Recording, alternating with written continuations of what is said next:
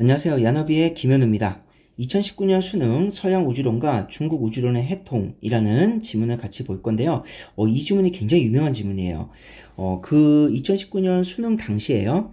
평가원이 미안하다, 문제를 너무 어렵게 만든 것 같다 해서 평가원이 공식적으로 사과했던 지문입니다. 특히 뒤에 보면 31번 문제, 국급진 문제라고 하거든요. 이 국급진 문제가 문제 오류가 있는 건 아닌데 너무 어려웠어요. 그래서 학생들한테 미안하다고 공식적으로 사과했던 지문입니다. 참고로요, 31번의 정답이 2번인데 정답률이 20%대예요. 20% 완전 초반대입니다. 그런데 그러면 20%대면 높은 거 아니야? 라고 생각할 수도 있는데 1번을 선택했던 비율이 18%, 2번이 선택했던 비율이 21%, 3번이 19%, 4번이 20%, 5번이 23%, 이런 식이에요. 다 1번부터 5번까지가 다 20%대입니다. 결국 2번을 정답으로 체크해서 맞았던 학생들은 결국 어떻게 풀었다는 거예요? 찍어서 풀었다는 겁니다. 그러니까 정답률이 그렇게 높은 건 아니에요. 왜냐하면 1번부터 5번까지 골고루 학생들이 다 선택했거든요. 그만큼 어려웠다는 겁니다. 자, 그러면 이 어렵다는 이 지문을 우리 한번 같이 보도록 할게요. 자, 16세기 전반에 서양에서, 자, 먼저 대상이 서양이라는 게 중요해요. 자, 서양에서 태양 중심설을 지구 중심설의 대안으로 제시하며, 자, 그러면 지구 중심설에서 태양 중심설로 바꿔졌다는 거죠. 그쵸? 왜 지구 중심설이라는 거 다들 아시잖아요. 지구가 우주의 중심이고 태양인 항성과 지구 외의 나머지 행성 그리고 위성들이 지구를 공존하고 있다. 이게 지구 중심설. 태양 중심설은 아니다. 태양이 우주의 중심이다. 그리고 지구를 포함한 행성과 그리고 위성들이 그 태양인 항성을 공존하고 있다. 고 보는 것이 태양 중심설이죠. 그래서 지구 중심설에서 태양 중심설로 바뀌어 나갑니다. 자, 그러니까 태양 중심설을 지구 중심설의 대안으로 제시하며 시작된 천문학 분야의 개혁은, 자, 지금부터 천문학 분야의 개혁의 정의를 줄 거예요. 경험주의 확산과 수리과학 발전을 통해, 자, 1번 경험주의 확산. 경험주의라는 건 눈에 보이는 것을 말하는 거죠. 그렇죠? 눈에 보이지 않고 우리가 머릿속으로 어떤 이론을 생각하는 것, 그걸 우리가 선험적이라고 얘기하고요. 경험주의는 눈에 보이는 것을 보고 나서 그것을, 즉 관찰을 통해서 어떤 현상을 이해하는 걸 우리가 경험주의라고 합니다. 경험주의 확산과 2번 수리과학 발전을 통해, 자, 그러면 수단, 그 결과 형이상학을 뒤바꾸는 변혁으로 이어집니다. 즉, 천문학 분야의 개혁은요, 경험주의 확산과 수리과학의 발전을 통해서 만들어진 거예요. 그리고 이 경험주의 확산과 수리과학 발전을 통해서 형이상학이 바뀌는 거죠. 근데 이 형이상학이라는 요 단어가 철학 지문에서 굉장히 많이 나오는 단어입니다. 우리가 이제 형이상학, 형이학 이런 용어들 아마 들어보셨을 거예요. 형이학이라는 거는요, 우리가 기본적으로 물리적 세계를 말하는 겁니다. 근대는요, 물리가 굉장히 발전했죠. 과학이 굉장히 발전했고, 과학 중에서 뭐가 발전했어요? 물리가 발전했습니다. 그래서 형이학을 우리가 피직스라고 합니다. 그리고 이 피직스, 형이학은 눈에 보이는 그런 물리적 세계를 연구하는 거예요. 자, 그렇게 해서 과학이 발전하고 나서요, 우리 그러면 이제 눈에 보이는 그런 피직스의 세계, 즉 형이하학의 세계 말고 눈에 보이지 않는 세계, 즉 추상적인 세계도 한번 우리 연구해보자 해서 그 피직스, 형이하학인 피직스에 초월이라는 의미의 메타를 붙여줍니다. 그래서 메타피직스, 이런 용어를 만들어요. 그리고 그 메타피직스가 형이상학입니다. 그래서 이 형이상학이라는 건 결국 과학을 활용한 철학적 세계를 의미하는 건데, 예를 들면 눈에 보이지 않는 시간의 개념이라든가 블랙홀에서 빅뱅에서의 시간의 발현, 이런 건 눈에 보이지 않고 우리가 머릿속으로 생각해 보는 거잖아요. 사고실험 같은 거죠. 그 다음에 시간의 인식 이런 겁니다. 아니면 신의 세계, 이런 거 눈에 보이지 않는 어떤 추상적 세계를 연구하는 걸 형이상학이라고 해요. 자, 그래서 형이학, 형이상학 이런 용어들은 피직스와 메타피직스가 이제 일본으로 들어가서 일본식 한자어로 형이학, 형이상학이 만들어지고 그게 우리나라에 들어온 겁니다. 그래서 학생들이 형이학, 형이상학 나오면 좀 어려워할 수 있어요. 그런데 좀 쉽게 정리해보자면, 형이하학이라는 건 눈에 보이는 물리적 세계, 과학적 세계를 말하는 거야. 그 다음에 형이하학이라는 건 이 과학의 철학을 접목시켜서 눈에 보이지 않는 세계를 연구하는 거야. 뭐 시간의 개념이라든가 빅뱅에서의 시간의 발현, 시간의 인식 뭐 이런 거야. 이렇게 좀 이해를 했으면 좋겠습니다. 자, 형이사학을 뒤바꾸는 변형으로 이제 이어집니다. 자, 서양의 우주론이 전파되자 이번에는 어디예요? 중국이에요. 서양이 아니죠. 자, 대상이 달라졌어요.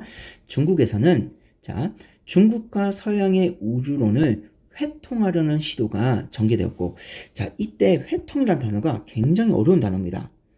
왜냐하면 일상에서 우리가 쓰이지 않는 용어예요. 이 회통은 불교 용어입니다. 불교 용어로서 조화를 의미해요.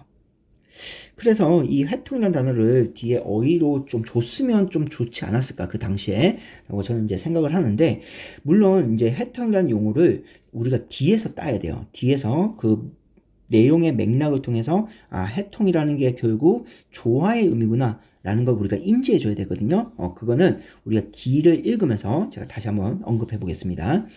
자, 우주론을 해통하려는 시도가 전개되었고, 이 과정에서 이때 자신은 뭐예요? 당연히 중국이죠. 중국의 지적 유산에 대한 관심이 재고되었다.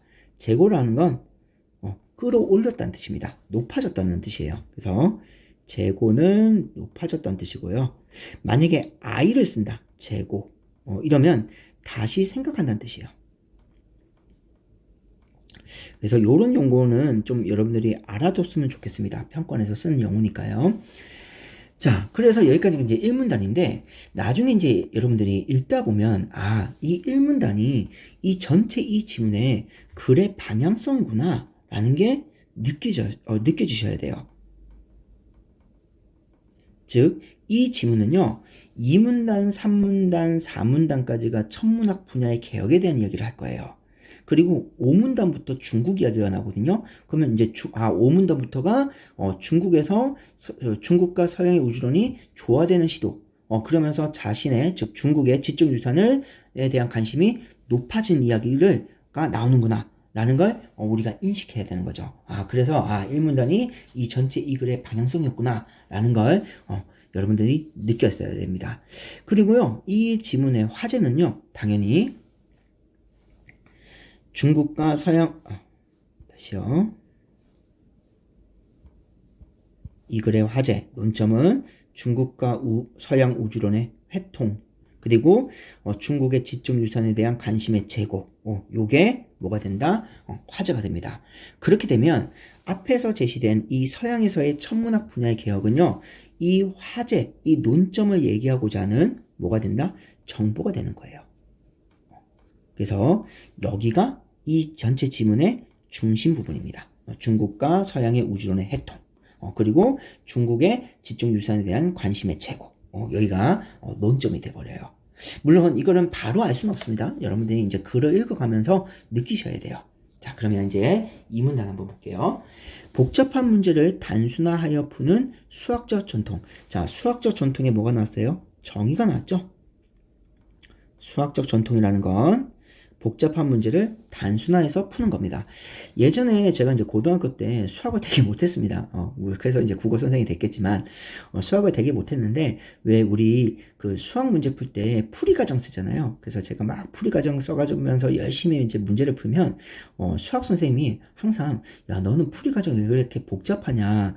수학은 풀이 과정이 단순해야 돼. 그래야 아름다운 거야. 그런 얘기를 자주 하셨거든요. 그래서 원래 수학이라는 건 문제를 풀 때 복잡하게 푸는 게 아니에요. 단순하게 푸는 겁니다. 그래서 수학적 전통이라는 건 복잡한 문제를 단순화해서 푸는 거다. 이렇게 수학적 전통의 개념이 나온 거죠. 그 수학적 전통을 이어받은 코페르니쿠스. 자, 인물이 나왔어요. 그러면 이 코페르니쿠스에 뭐가 나온다? 이제 관점이 나오겠죠. 이 코페르니쿠스는 천체 운행을 단순하게 기술할 방법을 찾고자 하였고, 자, 1번이네요. 그렇죠. 왜냐하면 이 코페르니쿠스는요, 아까 뭐라 했어요? 복잡한 문제를 단순해서 푸는 수학적 전통을 이어받았대잖아요. 그러니까 그 수학적 전통을 이어받아서 천체 운행에 적용시킨 거죠. 그래서 천체 운행을 단순하게 기술, 설명할 방법을 찾았던 겁니다. 그리고 두 번째, 2번. 그것이, 그 천체 운행을 단순하게 기술하는 그것이 일으킬 형이상학적 문제는 별 관심이 없었대요. 자, 그 말은 분명히 뒤에 이 코페르니쿠스가 천체 운행을 단순하게 기술하는 방법을 찾았는데 그때 형이상학 문제가 일어났겠죠. 일어났을 거고 그 문제에 대해서는 코페르니쿠스는 관심이 없었던 겁니다. 다만 이 형이상학적 문제가 발생했을 거라는 건 여러분들이 추정할 수 있어야 됩니다. 그렇죠? 이 부분에 대해서는 잠시만요. 형이상학의 문제가 일어났을 거야. 이 부분은 여러분이 충분히 추정할 수 있을 것 같아요. 뒤에 이런 내용들이 나오겠죠. 자, 고대의 새로운 인물이 나옵니다. 아리스토텔레스 많이 들어봤죠? 와, 프텔레마이오스는 이런 사람들이 나왔으니까 이 사람들의 이제 관점이 나오겠네요. 얘네들의 관점이 나올 겁니다. 우주의 중심에 고정되어 움직이지 않는 지구주위를 이 지구가 우주의 중심이에요. 그리고 그 지구 주위를 달, 태양, 다른 행성들의 천구들과 항성이라는 건 스스로 빛을 낼 수 있는 것, 즉 태양을 말하죠. 항성들이 붙어있는 황성 천구가 회전한다. 그래서 여기서부터 여기까지가 뭐에 대한 이야기? 지구 중심설에 대한 이야기입니다. 지구 중심설을 내세웠다. 그러니까 지금 여기를 시작하는 거죠. 먼저 지구 중심설을 설명해 주는 거예요. 그러면 당연히 이제 뭐가 나와야 돼요? 그 뒤에 태양 중심설이 나오겠죠. 그와 달리 대조네요. 코페르니쿠스는 요 인물 그대로 이어지죠. 코페르니쿠스는 태양을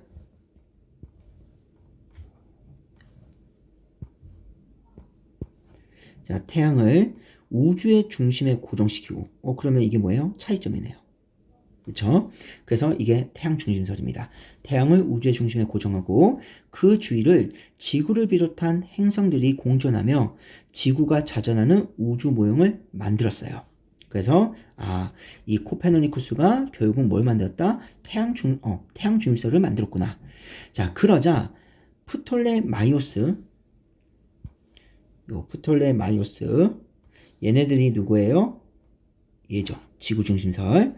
자, 이 프톨레마이오스보다 훨씬 적은 수의 원으로 행성들의 가시적인 운동, 눈에 보이는 운동을 설명할 수 있었어요. 훨씬 적은 수의 원으로 행성들의 가시적 운동을 설명할 수 있었고, 가시적이라는 건 눈에 보이는 운동이요. 그래서 예전에는 천체를 우리가 연구할 때 전부 다 망원경으로 보고 연구했잖아요. 그쵸?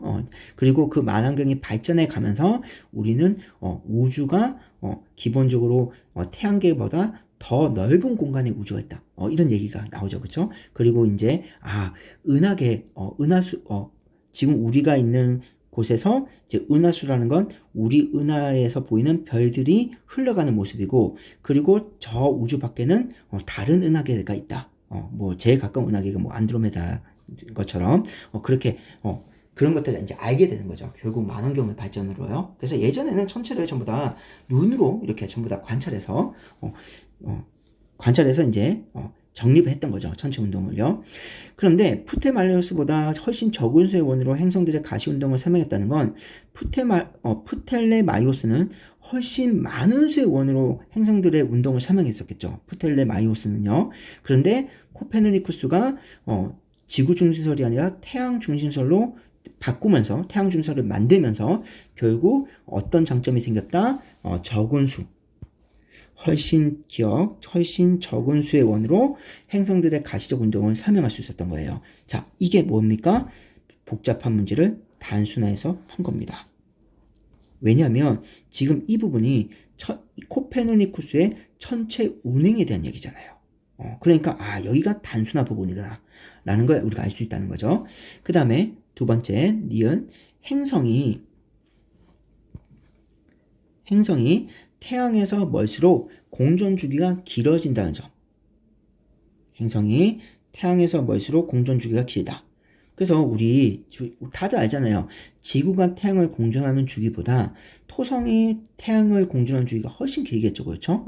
자, 그래서 태양에서 멀수록 공전 주기가 길다는 점에서 이 단순성이 이제 충족된 겁니다. 그럼 이 단순성이라는 건 결국 무슨 얘기예요? 기억과 니은을 말하는 거죠. 그죠? 훨씬 적은 수의 원으로 행성들의 가시적 운동을 설명할 수 있다. 그 다음에 행성이 태양에서 멀수록 공전 주기가 길다. 요 기억과 니은 두 개를 합쳐서 우리는 뭘 한다? 단순성이라고 한다. 자, 그러나 아리스토텔레스의 형이상학을 고수하는, 눈에 보이지 않는 세계를 고수하는 이 다수 지식인과 이 종교 지도자들은 그의 이론, 이때 그는 당연히 코페르니쿠스겠죠. 코페르니쿠스의 이론을 받아들이려고 하지 않았어요. 그러면 결과네요. 왜냐하면, 그러면 이제 이유가 나오죠. 그래서 인과 구조입니다. 원인과 결과 구조네요. 왜냐하면 그것은 자, 그 코페르니쿠스의 그 단순성,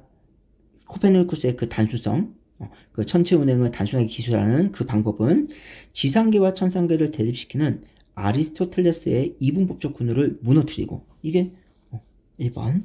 그 다음에 2번. 신의 형상을 지닌 인간을 행성의 거주자로 전락시키는 것으로 여겨졌기 때문이다. 이게 원인이네요. 그래서 예전에 고대는요, 일단 신이 사는 천상계가 있고, 그리고 인간이 사는 지상계가 있다. 이렇게 이분법적으로 나눴죠. 그리고 신은 당연히 인간의 모습과 유사할 거야 라고 생각했던 겁니다.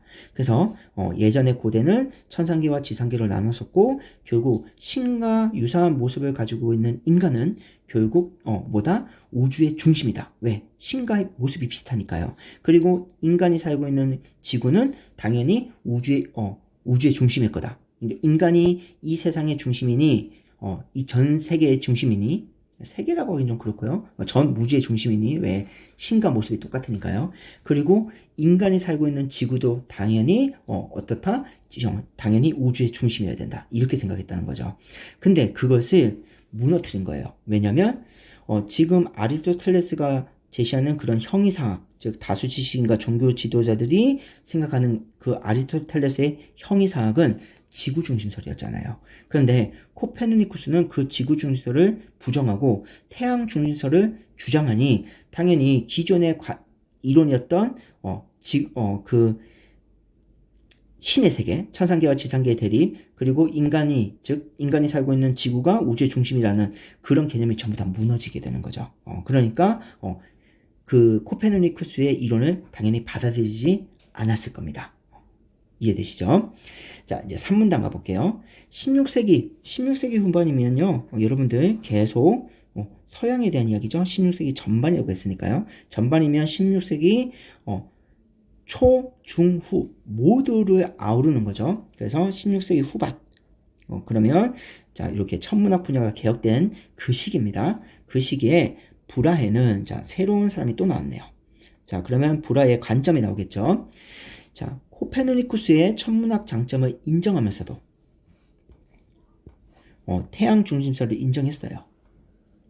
인정하면서도 플러스 아리스토텔레스의 형이상학과 상충을 피하고자, 그러니까 코페르니쿠스의 천문학을 인정해버리면 당연히 아리스토텔레스의 형이상학을 부정하게 되니 다수의 지식인과 종교인들한테 이 브라헤가 비판을 받겠죠. 당연히 비난을 받을 겁니다. 그래서 그 비난을 피하고자 우주 중심에 지구가 고정되어 있고, 자, 지금부터 브라헤의 관점이에요. 우주 중심에 지구가 고정되어 있고, 그러면 지구 중심설.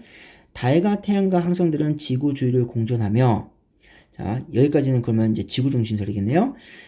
지구 외의 행성들은 태양 주위를 공전하는 모형. 이건 뭡니까? 태양 중심설이죠. 따라서 브라헤는 지구 중심설과 태양 중심설을 어떤 거예요? 짬뽕 시켜버린 거죠. 이유는 딱 하나입니다. 비난을 피하기 위해서. 그러면 브라헤의 이 견해는요, 적절한 견해는 아니겠죠. 비난을 피하기 위해서 인위적으로 만든 견해다 보니까 당연히 바람직한 견해는 아닐 겁니다. 자, 그러나 케플러는 새로운 또 인물 나왔네요. 그러면 이제 케플러의 관점이 나오겠죠. 참고로 여러분들 케플러는 되게 유명한 사람이에요. 특히 우리 케플러의 삼법칙 혹시 들어보셨나요? 작년 수특에서도 언급됐었고요. 그리고 그 기존의 학평이나 모평에서도 여러 번 나왔습니다. 케플러의 삼법칙은요. 그래서 기회가 되면 이런 케플러의 삼법칙 같은 경우는 여러분들이 좀 유튜브 같은 걸 좀 찾아봤으면 좋겠어요. 자, 케플러는 우주의 수적 질서를 신봉하는 형이상학인, 자, 우주의 수적 질서를 신봉하는 형이상학인 신플라톤주의에 매료되었기 때문에 여기서 이 형이상학과 아리스토텔레스가 얘기하는 형이상학은 다른 성형상학입니다. 완전 다른 거예요. 물론 왜냐하면 뒤에 이 케플러가요 지금 코페르니쿠스의 이론을 따르거든요. 그러면 당연히 케플러도 코페르니쿠스의 이론을 따르기 때문에 케플러는 이 아리스토텔레스의 형이상학을 뭐 할까요? 부정하겠죠. 그런데 여기서 이 형이상학이 나온단 말이에요. 그러면 이 형이상학은 아리스토텔레스의 형이상학과 다른 형이상학입니다. 여기서 이 말하는 형이상학이라는 건 우주의 수적 질서를 신봉한다는 건데 여기서 우주의 수적 질서라는 거 이런 것도 아마 작년에 수특에서 언급됐던 걸로 저도 기억나거든요. 작년이나 재작년 수특에서도 언급된 건데 이게 피타고라스의 이론입니다. 그러니까 예전에 고대인들은 음악이 우주의 질서와 같다 이렇게 봤어요. 그러니까 여기서 말하는 우주의 질서라는 건 행성을 5개만 있다고 생각했거든요. 그래서 고대인들은 음악이 우주의 질서와 구조를 드러내는 과학이라고 했어요. 음악은 과학이다. 우주의 질서를 구조를 드러내는 과학이다. 이렇게 고대인들은 생각했고요. 그 견해를 따르는 피타고라스는 결국 만물의 기운은 수이고 만물의 기운은 수면서 우주는 수에서 생기는 하모니다. 즉 조화론이다. 라고 생각했던 거예요. 그래서 피타고라스가 어떤 이론을 제시했냐면 듣기 좋은 소리는 현의 길이가 정수일 때 라고 얘기합니다. 그리고 이 현의 길이가 정수일 때 이 부분이 우주의 수적 질서를 의미하는 거예요. 물론 이 부분이 이 지문을 읽을 때 중요하다면 여기에서 설명을 해줬겠죠. 그렇죠? 이 부분에 설명을 했을 건데 당연히 중요하지 않으니까 뒤에서 이 부분에 대한 이야기는 없습니다. 그래도 여러분들이 좀 수적 질서, 우주의 수적 질서가 뭔지 좀 궁금하시는 분들 있을까봐 제가 한번 언급해 드렸고요. 이런 거는 뭐 유튜브 같은 거 찾아봐도 좋을 것 같아요. 케플러의 삼법칙이나 아니면 우주의 수적 질서 이런 거 유튜브 찾아보면 되게 많은 도움이 됩니다. 그리고 배경 지식을 삼을만 해요. 충분히. 자, 그래서 이 신플라톤주의에 매료되었기 때문에 그러면 원인이네요. 또 인과 구조죠. 태양을 우주 중심에서 배치하여 단순성을 추구한 코페르니쿠스의 천문학을 받아들였어요. 그러니까 이 형이상학 때문에 신플라톤주의에 매료되었고 그로 인해서 결국 코페르니쿠스의 천문학을 받아들였는데 그때 코페르니쿠스의 천문학은 뭐예요? 태양 중심설이잖아요. 그러니까 여기서 의미하는 형이상학은 기존의 아리스토텔레스가 제시한 형이상학과 다르다는 거죠. 이해되시죠? 자, 그리고 여기서 형이상학이라는 건 이거 말하는 거예요. 우주의 수적 질서. 눈에 안 보이잖아요. 그쵸? 현의 길이가 정수일 때 우주의 그러니까 현의 길이가 정수일 때 생기는 우주의 수는 조화로움이다. 이런 거는 실제 관찰하는 게 아니라 머릿속으로 사고하는 거잖아요. 눈에 보이지 않는 세계입니다. 그래서 형이상학이라고 얘기한 거예요. 추상적이라는 뜻입니다. 하지만 그는 경험주의자였기 때문에 그렇죠.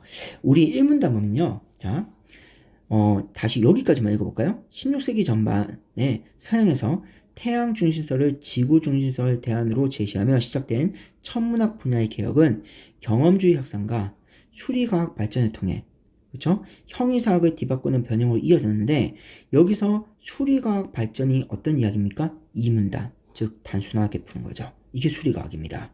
그러면 경험주의 확산은 어디 나오는 거예요? 여기서 나오는 거죠.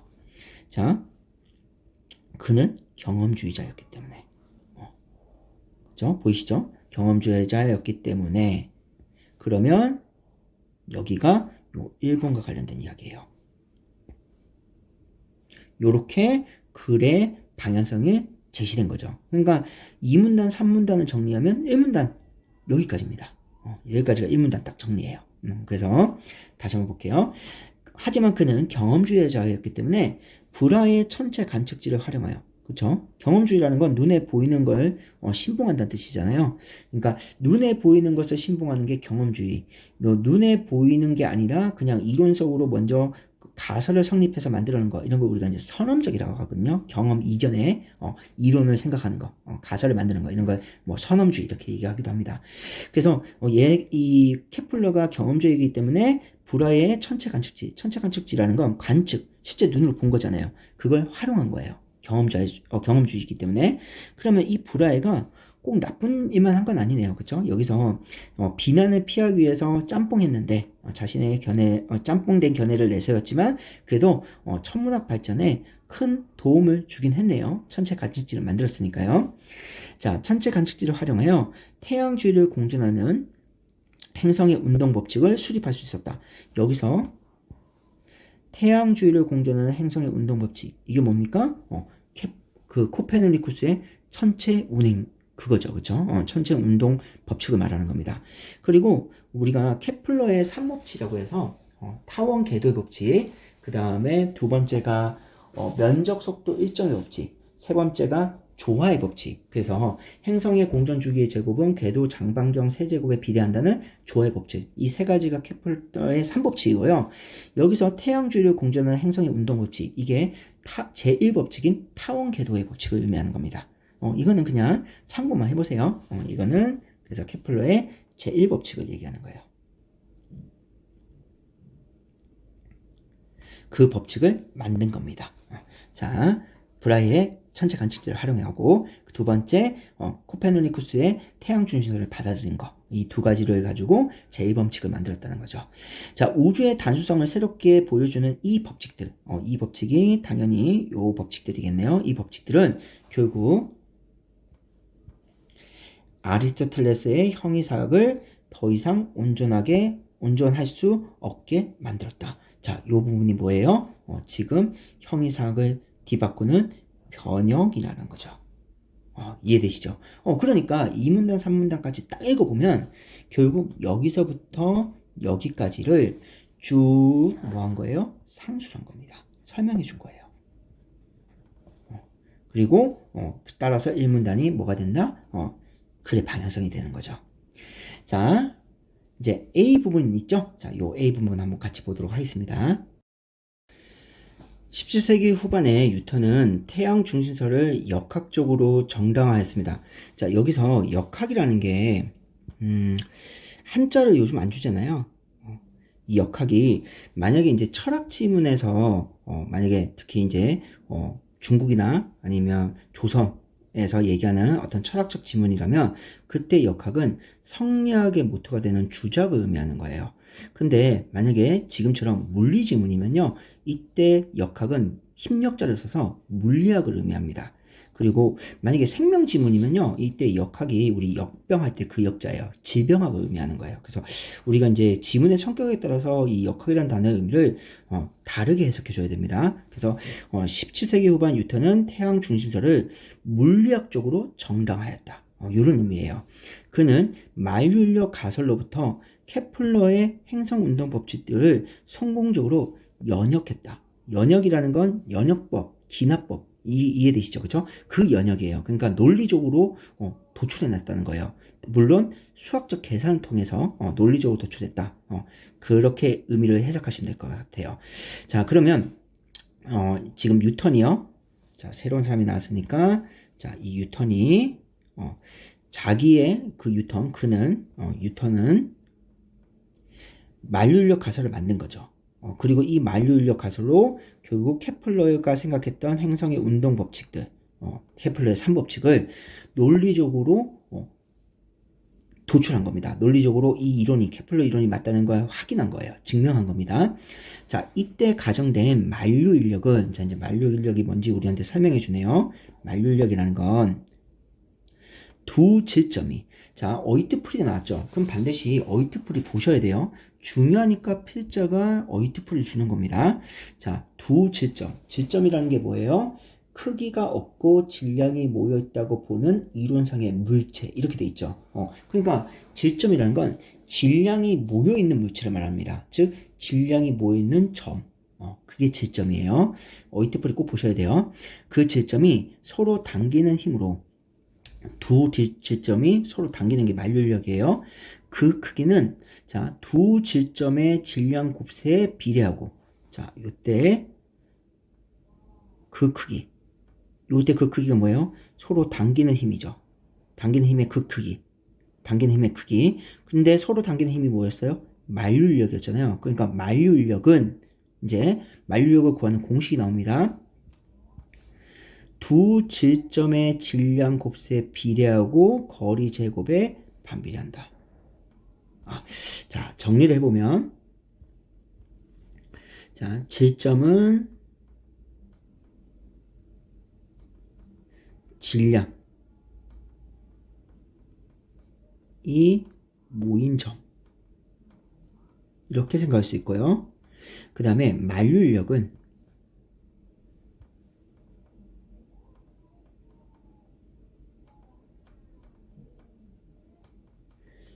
요 A라는 지점과 B라는 지점이 이렇게 서로 당기는 거죠. 당기는 힘이 만류인력입니다. 그리고 요 만류인력은 어떻게 구해요? 만류인력은 두 지점 질량 곱에 비례하고 자 그러면 우리가 분수식으로 얘기한다면 분자와 결과값은 비례, 분모와 결과값은 반비례잖아요. 그러니까 두 지점의 질량 곱셈에 비례하고 A의 질량 이게 질점입니다. 그리고 B의 질량 이게 질점이겠죠. 네, 비례하고 거리 제곱에 뭐한다? 반비례한다. 이게 만류인력 공식이겠네요. 자, 지구를 포함한 천체들이 밀도가 균질하거나 자, 밀도가 균질하거나 구대칭을 이루는 구라면 자, 여기서 밀도라는 건 여러분들 요 정도 공식은 다들 중학교 때 배웠던 거죠. 밀도는 어떻게 구해요? 부피분의 질량.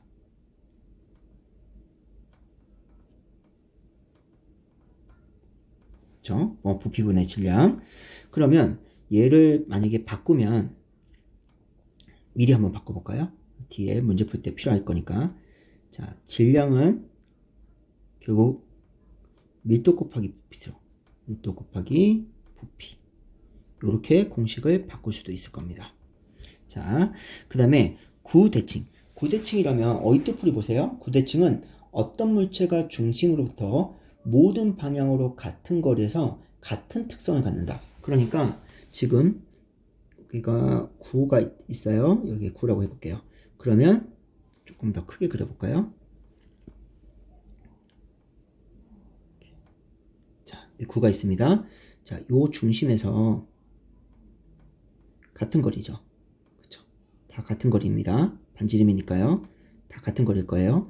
이렇게 중심에서 같은 거리가 있으면 얘와 얘와 얘와 얘와 얘와 얘네들은 전부 다 어떻다? 같은 특성을 갖는다는 거죠. 같은 특성.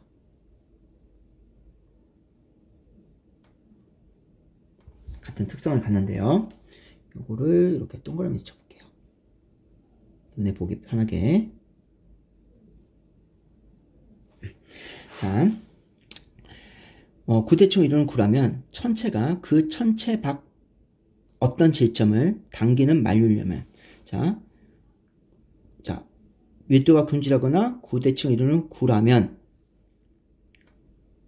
천체가 그 천체 밖 어떤 질점을 당기는 만류력 즉 여기 천체가 있을 거예요.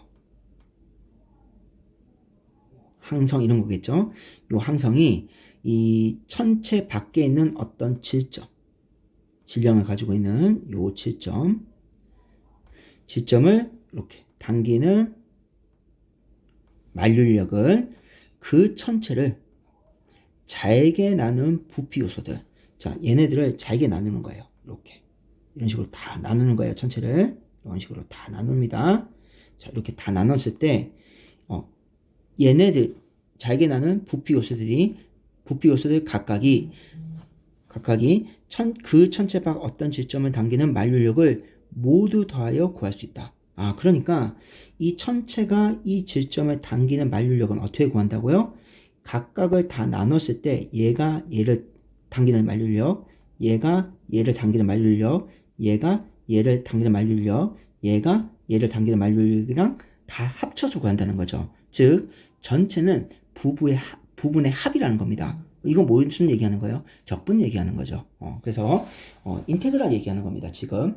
그래서 이렇게 우리가 이 천체 전체가 이 질점을 당기는 만류력을 어떻게 구한다? 부분을 전부 다 나누고 그 부분들이 질점을 당기는 그 힘을 모두 합해서 구한다. 이게 결국은 무슨 의미냐면 단순화하는 거예요. 천체 전체가 질점을 당기는 힘을 구하기 힘드니 복잡하니까 각각의 부분들이 질점을 당기는 힘을 구한 다음에 걔네들을 싹 다 더하면 전체인 천체가 질점을 당기는 만류력이 되겠구나 라고 보는 거죠. 그래서 이 복잡한 문제를 이렇게 단순하게 본 겁니다. 누가요? 뉴턴이요. 자, 그래서 적분한다는 거죠. 결국 적분했다는 거예요. 인테그랄. 자, 또한 여기에서 지구보다 질량이 큰 태양과 지구가 서로 당기는 만류력이 서로 같음을 증명할 수 있다. 자, 여기서 요 이론을 가지고요. 자, 뉴턴이 뭘 증명했냐면 지구보다 질량이 큰 태양과, 그렇죠? 태양은 지구보다 질량이 크죠. 지구가 서로 당기는 만류력은 서로 같다. 그러니까 이걸 통해서 태양과 지구가 있을 때 태양이 지구를 당기는 만류력과 지구가 태양을 당기는 이 만류력은 어떻다? 같다.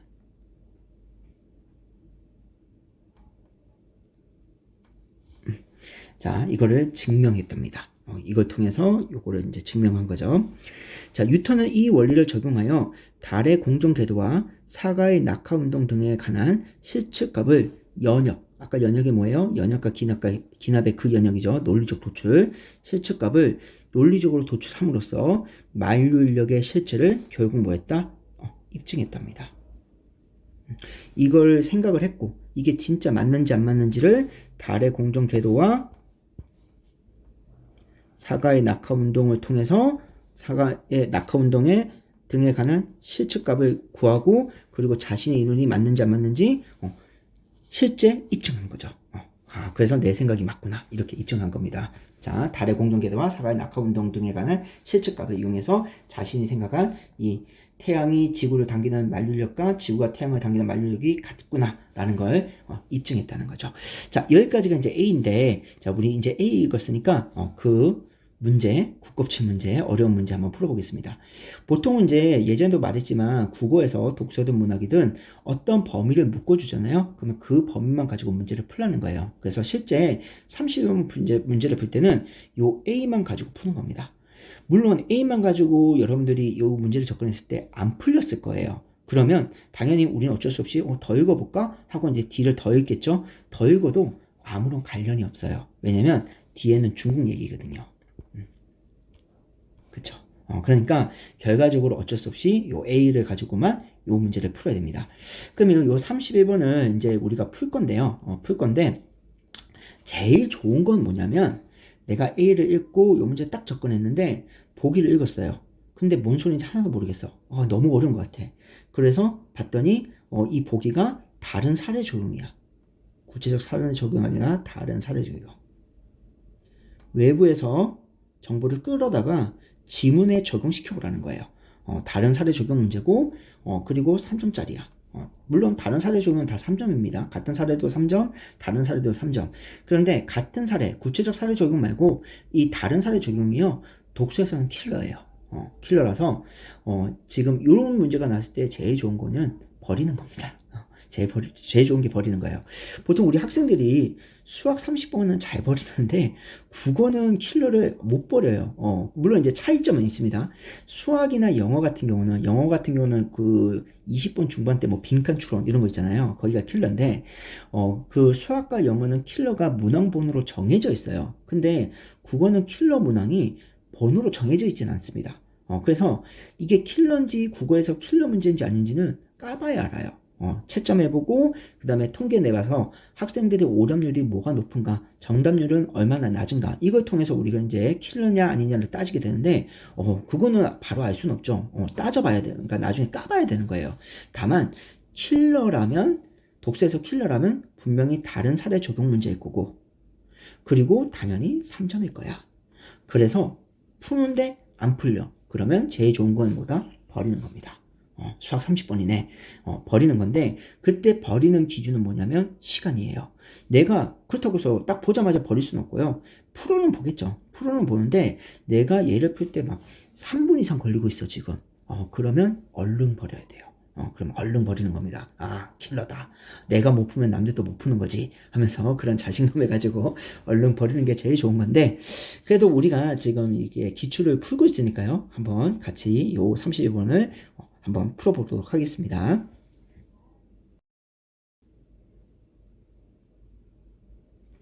31번. 보기를 참고할 때 A에 대한 이해로 적절하지 않은 것을 골라라. 우리가 지금 여기 메모한 게 A 부분이죠.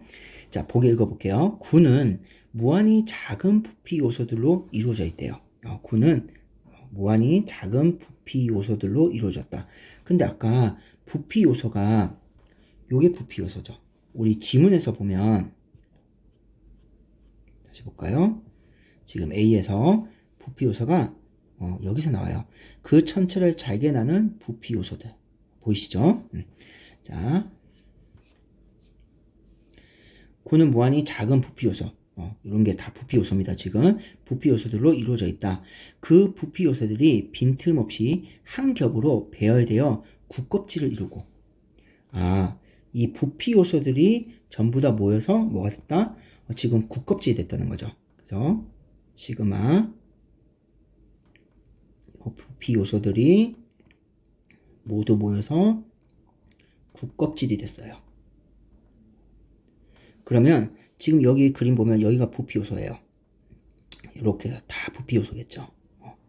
이거 다 부피 요소고, 아까 여기 중심에서요 반지름이 같으면 같은 특성이라 했잖아요. 그쵸? 그러니까 이 부피 요소들은 지금 중심에서 전부 다 같은 길이로 이어져 있을 거니까 전부 다 같은 특성이겠죠. 그쵸?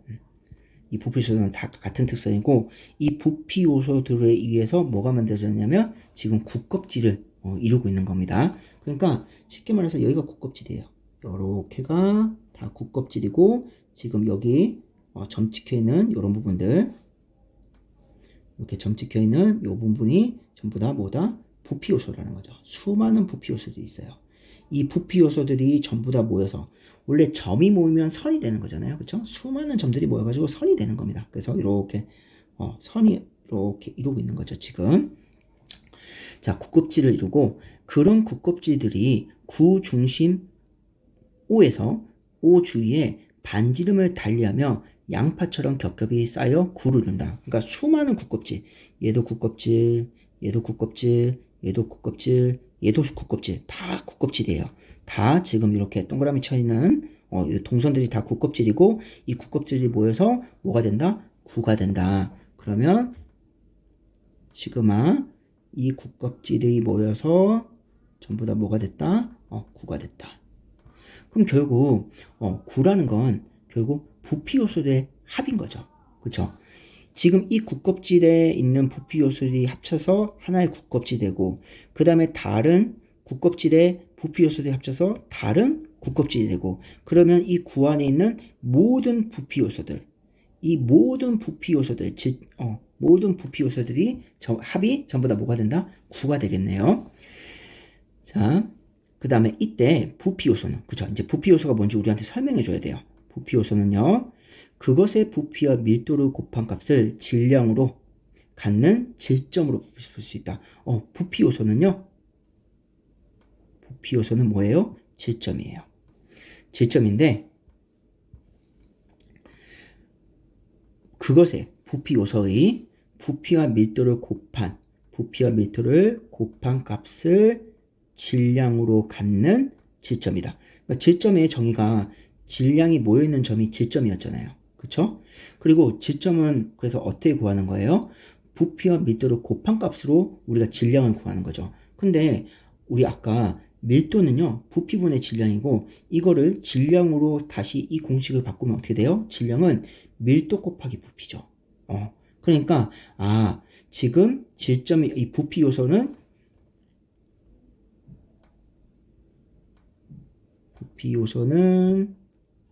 결국 질점이다. 그리고 질점은 어떻게 구한다? 얘는 질점이라는 건 질량을 가지고 있는 점이고, 얘는 밀도 곱하기 부피다. 그쵸? 요 밀도는 부피분의 질량을 요렇게 공식을 바꿨을 때 요 값이 나오는 거죠. 그리고 요 중심에서 반지름이 같으면 전부 다 같은 특성이라고 했잖아요. 그러면 같은 특성이니까 결국 밀도와 부피도 다 같겠죠. 질량도 같고 질량이 같으면 밀도와 부피도 다 같을 겁니다. 왜? 지금 중심에서 반지름이 같으면 다 같은 특성을 가지고 있다고 했으니까요. 그래서 어휘트풀이가 중요한 거예요. 항상 어휘트풀이를 눈여겨보셔야 됩니다. 자, 그럼 이제 1번. 같은 밀도의 부피 요소들이, 그쵸? 같은 밀도가 같아요. 밀도 같으면 당연히 지금 부피와 질량도 같겠죠. 그쵸? 부피와 질량도 같을 겁니다. 같은 밀도의 부피 요소는 뭐예요? 질량을 가지고 있는 점이에요. 부피 요소들이 하나의 국껍질을 구성하면, 자, 그래서 부피 요소들이 무한한 무수한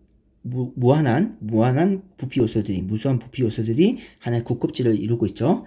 국껍질을 구성하면 이 부피 요소들이 그 구의 질점 P를 당기는 만류력의 총합은 이 각각의 부피 요소들이 이 P를 당기는 거예요. 얘가 질점입니다. 그리고 얘네들이 다 요 P를 당기는 거예요. 근데 요 부피 요소가 뭐였어요? 질점이죠. 그래서 우리 만류력의 정의가 뭐였어요? 두 질점이 서로 당기는 힘이었잖아요. 이거 두 질점이 서로 당기는 힘. 그러니까 얘도 질점, 부피 요소도 질점과 질점이 당기니까 이게 만류력이네요. 이해되시죠? 그리고 얘가 P를 당기는 만류력, 얘가 P를 당기는 만류력, 얘가 P를 당기는 만류력. 이 전체의 합은, 이 총합은요, 어떻게 구하냐면, 그 국껍질과 동일한 질량을 갖는 이 국껍질, 자, 이건 좀 치워볼게요. 요 국껍질과 동일한 질량을 갖는 질량을 가지는 그 점이 그 구의 껍질 중심 O에서 P를 당기는 만류력과 같다. 그러니까 그 구의 껍질과 동일한 질량을 갖는, 그러니까 모든 부피 요소 부피 요소가 질점이죠. 질량. 걔네들의 합, 그게 이 국껍질과 동일한 질량을 갖는 거겠죠. 그쵸? 걔네들이 갖는 그 질점이 어디 있어요? 그 국껍질 중심 O에서. 그러니까 얘가 질점이에요. 요 질점, 요 부피 요소들의 모든 그 질량, 걔네들을 모두 합친 거죠. 요 부피 요소 모두 합친 그 값이 어디 있다고요? O에 있다고요. 그리고 이 O가 뭐다? 질점인 거예요. 이것도. 그리고 얘가 얘를 당기는 만류력과 같다. 정리해보자면 각각의 이 국껍질을 이루고 있는 각각의 이 부피 요소들이 이 P를 당기는 만류력의 총합은 어떻게 구한다? 각각의 질점들이 가지고 있는 이 질량, 전체 질량이죠. 이 국껍질의 전체 질량, 이 전체 질량을 가지고 있는 질점이 O고, 이 O에서 요 P를 당기는 힘과 같다는 겁니다. 그래서 각각의 부피 요소들이 당기는 만륜력과 이 부피 요소, 즉 질점이 가지고 있는 질량의 총합인 새로 다른 질점이 O에 있을 때 이 O에서 P를 당기는 만륜력이 서로 같다. 이렇게 얘기하는 거죠. 괜찮나요? 자, 여기만 이해되면요. 2번 또 이해가 될 겁니다. 자, 1에서 국껍질들의 구를 구성할 때, 그쵸? 이제 각각의 국껍질들이 이렇게 구를 구성하고 있어요. 이런 식으로 구를 구성하고 있을 때, 그 동심의 국껍질들이 P를 당기는 만륜력. 그러니까 요 국껍질이 얘를 당기는 만륜력, 이 국껍질이 얘를 당기는 만륜력, 그 총합은 그 구와 이 전체 구죠. 이 전체 구와 동일한 질량을 갖는 질점. 그러면 이 구와 동일한 질량이라는 건 결국 국껍질들의 합이겠죠. 국껍질의 질량의 합일 겁니다. 그 질점이 또 어디 있어요? 그 구의 중심 O에 있어요. 요 전체 국껍질의 질량의 합이 여기 있는 거예요. 그리고 얘도 질점이죠. 왜냐면 만륜력은 질점에서 질점이 서로 당기는 힘이니까요. 그 구의 중심 O에서 P를 당기는 요 P가 뭐였어요? 질점. 당기는 만륜력과 같다. 그러면 얘가 얘를 당기는 힘이 만륜력인데 얘가 질점이야. 그러면 만륜력의 정의에 따라서 얘도 질점이 되는 거죠. 이해되시는 거죠? 어렵죠, 그죠? 자, 그러면 결과적으로 이렇네요. 결과적으로 보면 그 전체의 부피 요소, 전체 부피 요소의 질량의 합인 그 질점이 어디 있어요? O에 있는 거죠. 그리고 그 O가 뭘 당긴다? P를 당긴다. 이 얘기입니다. 그러니까 국껍질은 우리가 고민할 필요가 없어요. 근데 읽다 보면 계속 국껍질 때문에 헷갈리는데 결국 하고 싶은 말은 뭐냐면 국껍질이 아니라 구가 이 전체의 이 구가 P를 당기는 힘은 결국 구를 이루고 있는 모든 부피 요소의 질량의 합과 같다. 그리고 모든 부피 요소의 질량의 합이 어디에 있다? O에 있다. 지금 이 얘기하고 싶은 거죠.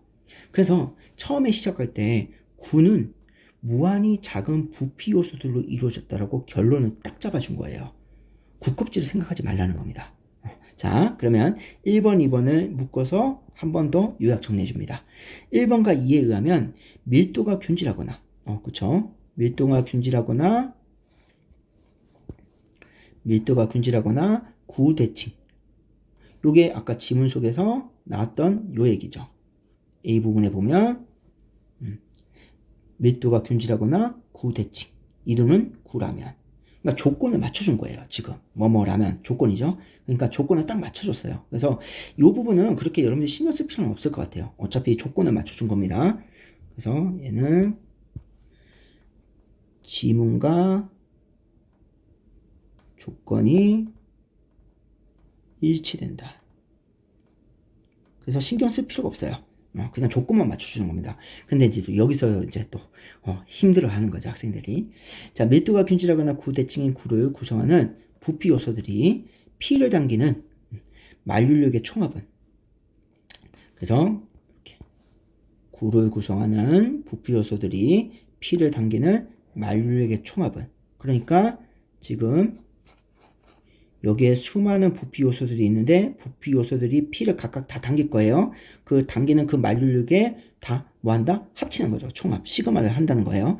그 합은 그 구와 동일한 질량을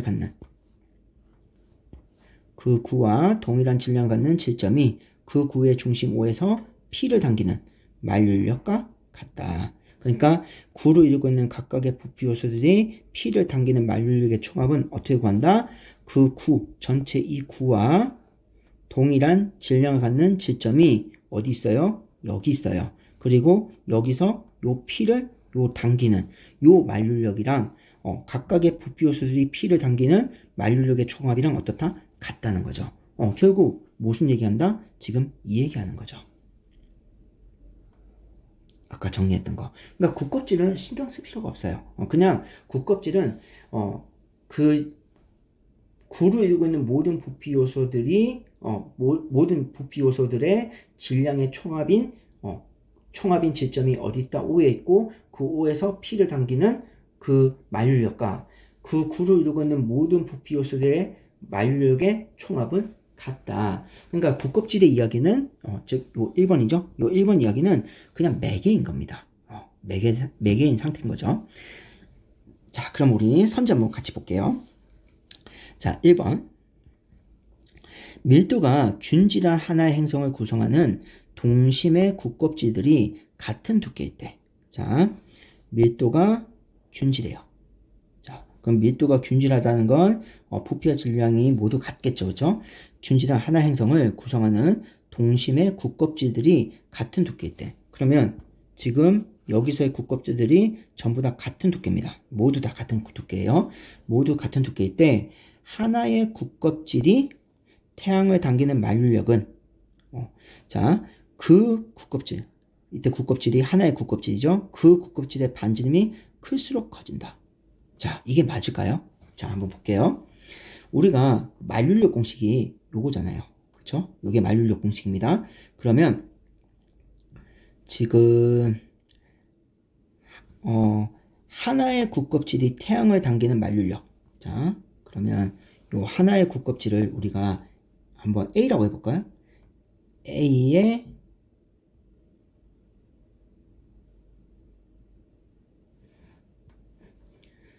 자, A가 굿껍질 질량입니다. 질량 곱하기 뭘 당겨요? 태양을 당기죠. 그러면 태양의 질량이 있을 거예요.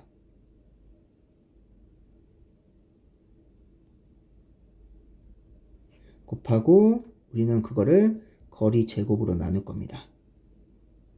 그러면 얘가 만류력이죠. 자, 이때 반지름이 커진대요. 그러면 우리가 이 공식에서 질량은요, 밀도 곱하기 부피죠. 근데 그 굿껍질의 반지름이 커지면요, 굿껍질의 반지름이 커지면 뭐가 커지는 거예요? 부피가 커지죠. 그쵸? 부피가 커질 거 아니에요. 반지름이 커지니까. 그러면 요 공식에서 질량과 밀도는 무슨 관계? 비례관계.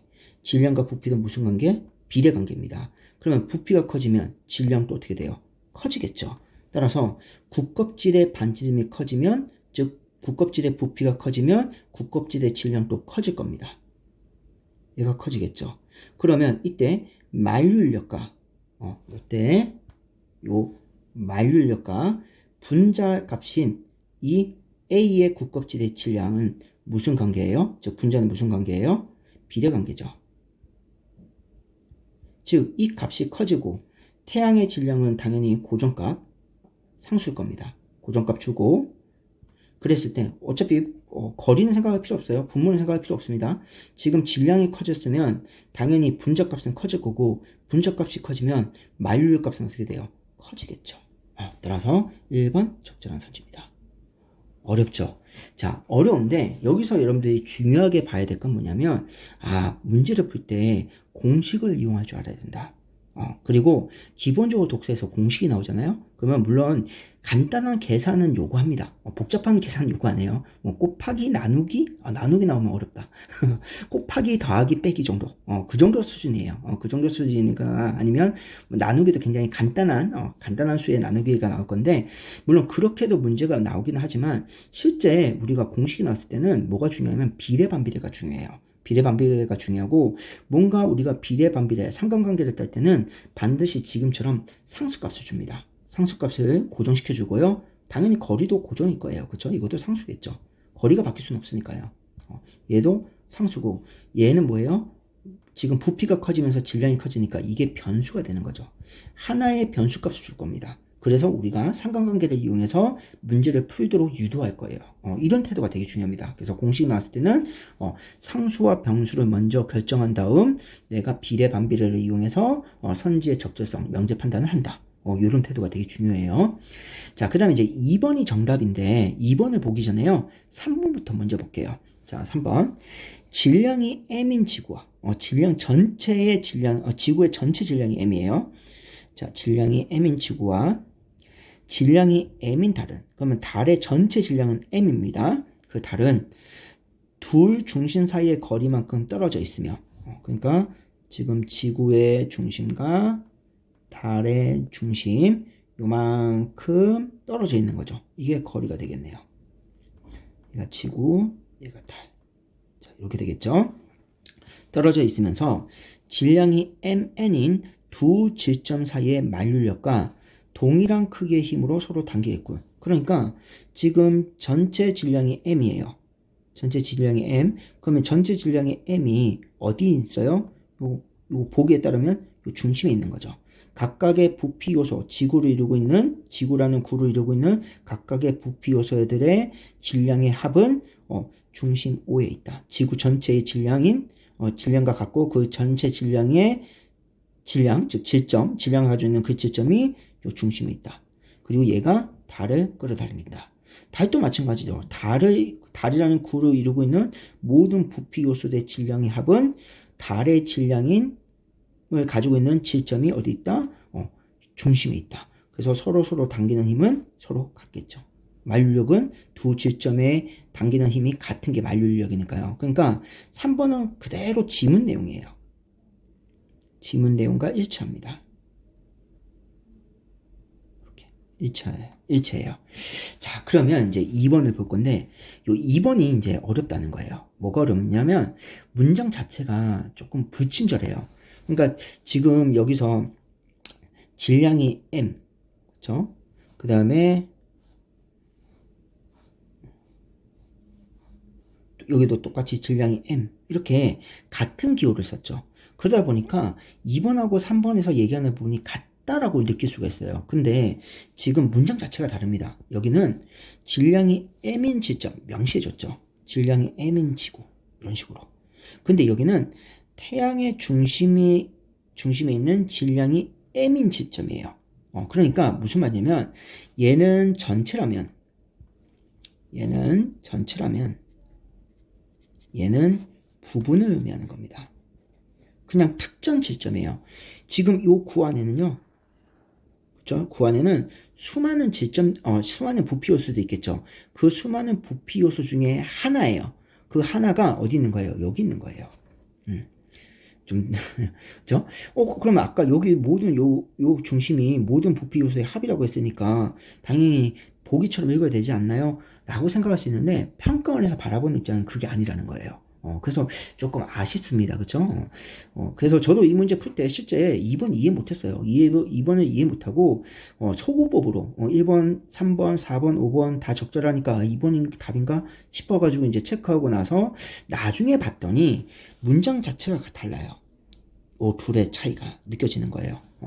그래서 조금 더 2번 선지를 평가원이 부분에 대한 의미를 좀 더 명확하게 해줬다면 그러면 좀 괜찮지 않았을까 싶긴 합니다. 아니면 이렇게 질량이 m, 기호로 완전 달리 해주든가 이런 식으로 했으면 조금 더 좋지 않았을까 싶은데, 자, 태양의 중심에 있는 질량인 m인 지점이 지구 전체를 당기는 만류력은, 자, 그러면 여기를 좀 지워볼게요.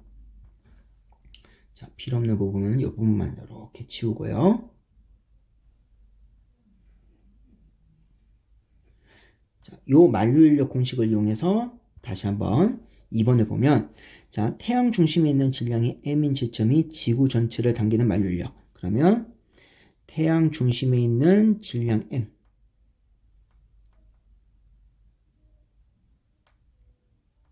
태양 중심에 있는 질량 m, 얘는 대신에 특정 부분 요소입니다. 하나예요.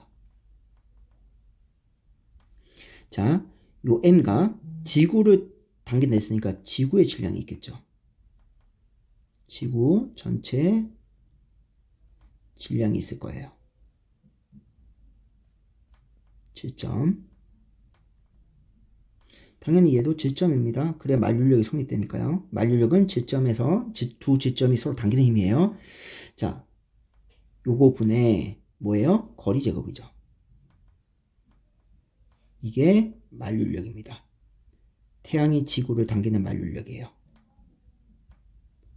태양이 당기는 게 아니라 태양의 특정 부분 요소, 특정 지점이 당기는 만류력.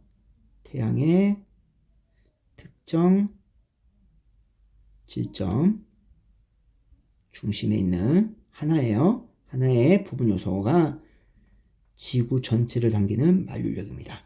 자, 이 만류력은 지구 중심에 있는 질량이 m인 지점이, 자, 이번에는 똑같이 m이에요. 근데 얘는 지구 중심에 있어요. 그리고 얘는 똑같이 특정 부분 요소죠.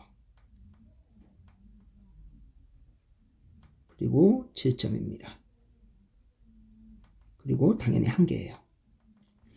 자, 요 m인 지점이 태양 전체를 당기는 만류력.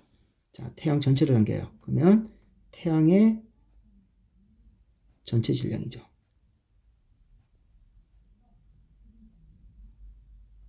그리고 질점입니다. 그리고 거리 제곱이에요. 자, 이게 만류력이죠. 얘는 지구의 특정 질점. 질점이 뭘 당긴다? 태양을 당기는 겁니다. 자, 이렇게 했을 때 요 만류력이 어때요? 같나요? 갖출 수 없죠. 왜냐면 거리는 여러분들 이거는 상수죠. 지구와 태양 거리는 일정하니까요. 그쵸? 그 다음에 그러면 분자 값을 보는데 태양 전체 질량과 지구의 전체 질량을 생각해 보세요. 얘가 훨씬 더 큽니다. 그렇죠? 훨씬 더 커요. 훨씬 더 크고 그 다음에 지구 중심의 특정 부분의 질점의 질량과 태양 중심에 있는 특정 부분의 질점은 다를 거예요. 질량이 다를 겁니다. 왜냐하면 이걸 지구라고 했을 때 지구 크기가 요만할 거예요. 그쵸? 요만큼 요만할 거고 태양은 크기가 태양은 크기가 이만큼 할 거예요. 저 이만큼 클 겁니다. 그러면 반지름이 같을 때, 그쵸? 얘네들의 특정 요소들, 부분 요소들은 같은 특성. 얘도 이렇게 반지름이 이렇게 됐을 때 얘네들의 부분 요소들의 특성도 같은 특성. 그런데 길이가 다르기 때문에 태양의 그 특성이요 훨씬 더 그러니까 크다고 하기는 그렇지만 지구의 부분 요소의 특성과 태양의 부분 요소의 특성은 다를 겁니다. 그쵸? 그럼 같을 수가 없어요. 그러니까 여기를 봐도 되고요. 지구 전체 질량하고 태양 전체 질량 중에 태양의 전체 질량이 커. 그러니까 만류력은 같을 수가 없어. 당연히 태양의 만류력이 더 큰 거야. 아니면 지금 특정 부분의 요소들이 지금 반지름이 다르기 때문에 당연히 그러니까 부분 요소들의 특성도 같을 수가 없어. 그러니까 이 두 개는 다른 거야. 이렇게 풀어도 됩니다. 결과적으로는 같지 않는 거죠. 그래서 문제는 되게 좋아요. 각각의 만류력. 그래서 분자값의 그 값을 가지고요. 분자값의 값을 가지고 만류력을 서로 비교해서 만든 문제라서 되게 좋은 문제긴 한데 좀 문장을 조금 불친절하게 표현하다 보니까 우리가 답을 못 찾은 거죠. 자, 그러면 이제 정답 2번이고요. 그럼 나머지 4번, 5번. 이렇게 4번, 5번 요거도 마저 한번 같이 볼게요. 자, 태양을 구성하는 하나의 부피 요소와 지구 사이에 작용하는 만류력은 지구를 구성하는 모든 부피 요소들과 태양의 그 부피 요소는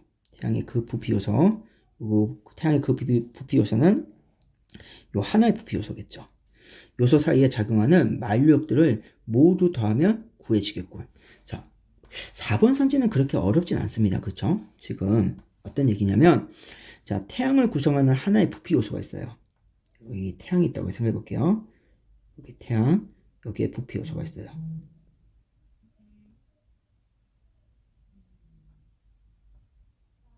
그리고 여기 지구가 있습니다. 이렇게 지구. 그러면 이 부피 요소와 지구의 사이에 작용하는 만류력. 그러면 얘가 이 지구를 당기는 이 만류력은 지구를 구성하는 모든 부피 요소들이, 지구를 구성하는 이 모든 부피 요소들이요. 모든 부피 요소가 태양의 그 부피 요소, 요 부피 요소죠. 태양의 부피 요소 사이에 작용하는 만류력. 그러니까 지금 이 부피 요소가 지구 전체를 당기는 이 만류력은 어떻게 구할 수 있다? 이 지구의 각각의 부피 요소들이 얘를 당기는 만류력의 총합으로 시그마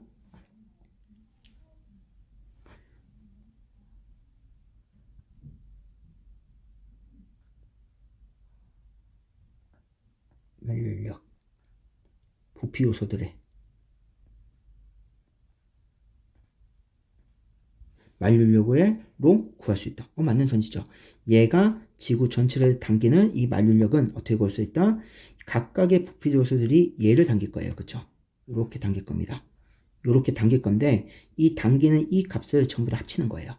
그러면 얘가 얘를 당기는 힘과 각각의 부피 요소들이 얘를 당기는 힘의 총합은 어쩔 수 없이 같아질 거니까요. 그래서 4번 또 적절한 선지네요. 4번은 그렇게 어려운 선지는 아니었던 것 같아요. 자, 5번. 자, 5번도 얘도 마찬가지예요. 어려운 선지는 아닙니다. 반지름이 R, 질량이 M인 지구와 지구 표면에 높이 H의 중심에 있는 질량인 M인 구수 사이의 만류력은, 자, 그러면 반지름이 R, 그 다음에 질량이 M인 지구가 있어요. 자, 질량이 M이고요. 지구 전체 질량이 M입니다. 이렇게 M이고, 그 다음에 반지름이 R이에요. 반지름이 R. 자, R인 지구와 지구 표면에서 높이 H 중심에 있는 질량인 M인 구수. 자, 그러면 얘가 위에 있다고 했으니까 이렇게 그릴까요? 자, 지구 전체 질량이 M인 이렇게 지구가 있고요. 그 다음에 지구 표면에서 높이 H의 중심이 있는 표면에서 중심까지 여기 거리가 H인 거죠. 자, H의 중심이 있는 질량이 M인 구수. 중심이 조금 이상하네요. 질량이 M인 얘는 구술입니다. 자, 구술 사이의 만류력은, 자, 그러면 이거 만류력 어떻게 구합니까? 지금 지구의 요 부피 요소, 요 반지름이 R이잖아요. 그쵸? 그러면 여기서 H부터 R까지가 뭐가 되는 거예요? 거리가 되는 거죠. 그러면 H 플러스 R의 제곱. 그쵸? 그 다음에 지구의 질량이 M, 구술의 질량은 M. 요러면 지구가 구슬을 당기는 만류력 또는 구슬이 지구를 당기는 만류력이 되겠죠. 그쵸? 그래서 이게 만류력입니다. 서로 당기는 만류력이 될 거예요. 자, 이 만류력은 R 플러스 H 거리만큼 떨어져 있으면서 질량이 mm인 두 지점 사이의 만류력 크기와 같겠군. 이 부분은 뭐예요? 이거 얘기하는 거잖아요. 그쵸? 지금 요거 얘기하는 거예요. 그러니까 지금 얘가 이 구슬을 당기는 이 만류력은 결국 어떻게 구한다? R 플러스 H 거리만큼 떨어져 있으면서 질량이 mm인 두 지점 사이의 만류력, 이 공식어랑 어떻게 된다? 같아진다. 이렇게 보는 거죠. 그래서 지금 여기서부터 여기까지가 공식 이야기입니다. 같은 의미예요. 따라서 5번 또 적절하지. 자, 이렇게 해서 우리가 논란이 되는 흔히 국급질 문제 31번 문제를 같이 한번 풀어봤습니다. 그러면 이제 뒤에 지문 다시 읽고 나머지 문제도 같이 한번 풀어볼게요. 자, 5문단 보겠습니다. 16세기 말부터 중국에 이제 드디어 이제 중국으로 시작되죠. 그러면 지금 이제 여기서부터 여기까지 얘기일 거예요. 자, 이제 이 부분에 대한 얘기입니다. 그래서 이것도 글의 방향성 일문단. 자, 16세기 말부터 중국에 본격 유입된 서양 과학은 자, 청왕조가 1644년 중국의 역법을 기반으로 자, 이렇게 중국의 역법을 기반으로 서양 천문학 모델과 계산법을 수용한 그러면 여기까지가 시연력의 정의예요. 이 시연력이라는 건 결국 천문학 중국의 역법이랑 천문학 중국의 이제 천문학이죠. 그리고 중국의 천문학과 그다음에 서양 천문학을 합친 겁니다. 자, 합쳐서 만든 게 시연력이고요. 그 시연력을 공식적으로 채택했어요. 체크함에 따라 기준이죠. 뭐뭐에 따라 그 위상 이때 그 위상이 뭐가 되는 거예요? 그 중국의 위상이 되겠죠. 왜냐면 일문단에서 그랬잖아요. 서양 우주론이 전파되자 이제 서양 우주론이 전파됐어요. 중국에서는 중국과 서양 우주론을 회통하려는 시도가 전개되었고 이 과정에서 즉 중국의 지적 유산에 대한 관심이 높아졌죠. 그러니까 중국의 그 역법의 위상이 구체화된 거예요. 자, 이 시연력 통해서요. 자, 브라웨와 케플러의 천문 이론을 차례로 수용하여 자, 요게 앞 지문의 내용이죠. 서양 천문학에 대한 이야기입니다.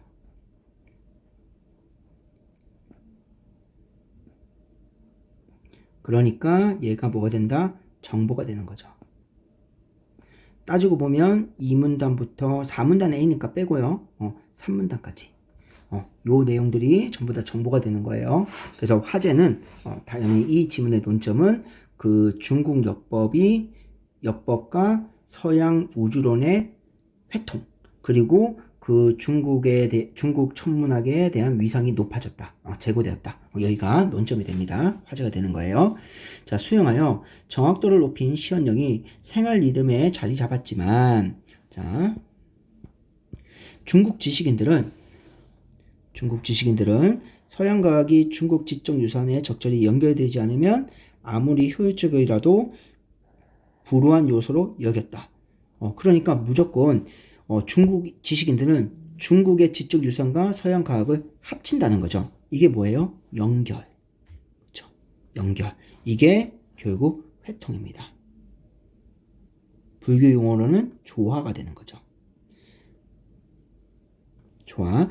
그런데 결국 이제 연결인데 이 회통의 의미를 어떻게 따냐면 여기서 따는 거예요. 맥락에서. 근데 맥락을 어떻게 잡았어요?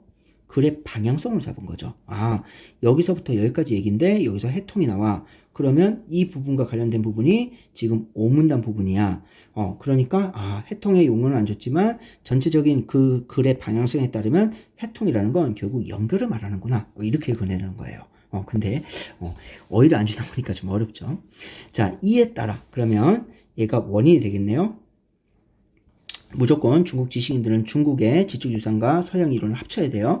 그거에 따라 원인, 그 결과 서양 과학에 매료된 학자들은 어떤 방식이든 이거는 양보절이죠. 극단적 상황까지 가정한다 하더라도 어떤 방식이든 뭐죠. 이게 좋은 지식이든 나쁜 지식이든 상관 안 하고요.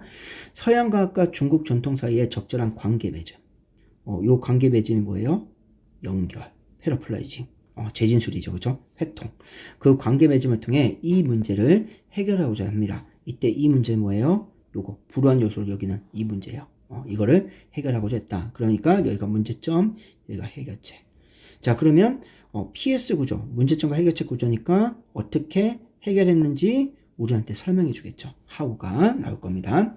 자, 17세기 웅명우와 방이진은 지금부터 웅방이라고 해볼게요. 웅방은 중국 고대 문헌에 수록된 우주론에 대해서 부정적 태도를 견지했대요. 중국 고대 문헌에 수록된 우주론에 대해서는 부정적 태도를 견지하면서 이러면 돼요, 안 돼요? 안 되죠. 왜냐하면 무조건 중국은 어떤 방식이든 서양 이론은 중국의 이론이랑 중국의 지적 유산을 연결시키려고 했어요. 근데 지금 웅방은 중국의 지적 유산을 뭐 한 거예요? 부정해버렸잖아요. 그쵸? 그러니까 분명히 비판받을 겁니다. 무조건 비판받을 수밖에 없겠네요.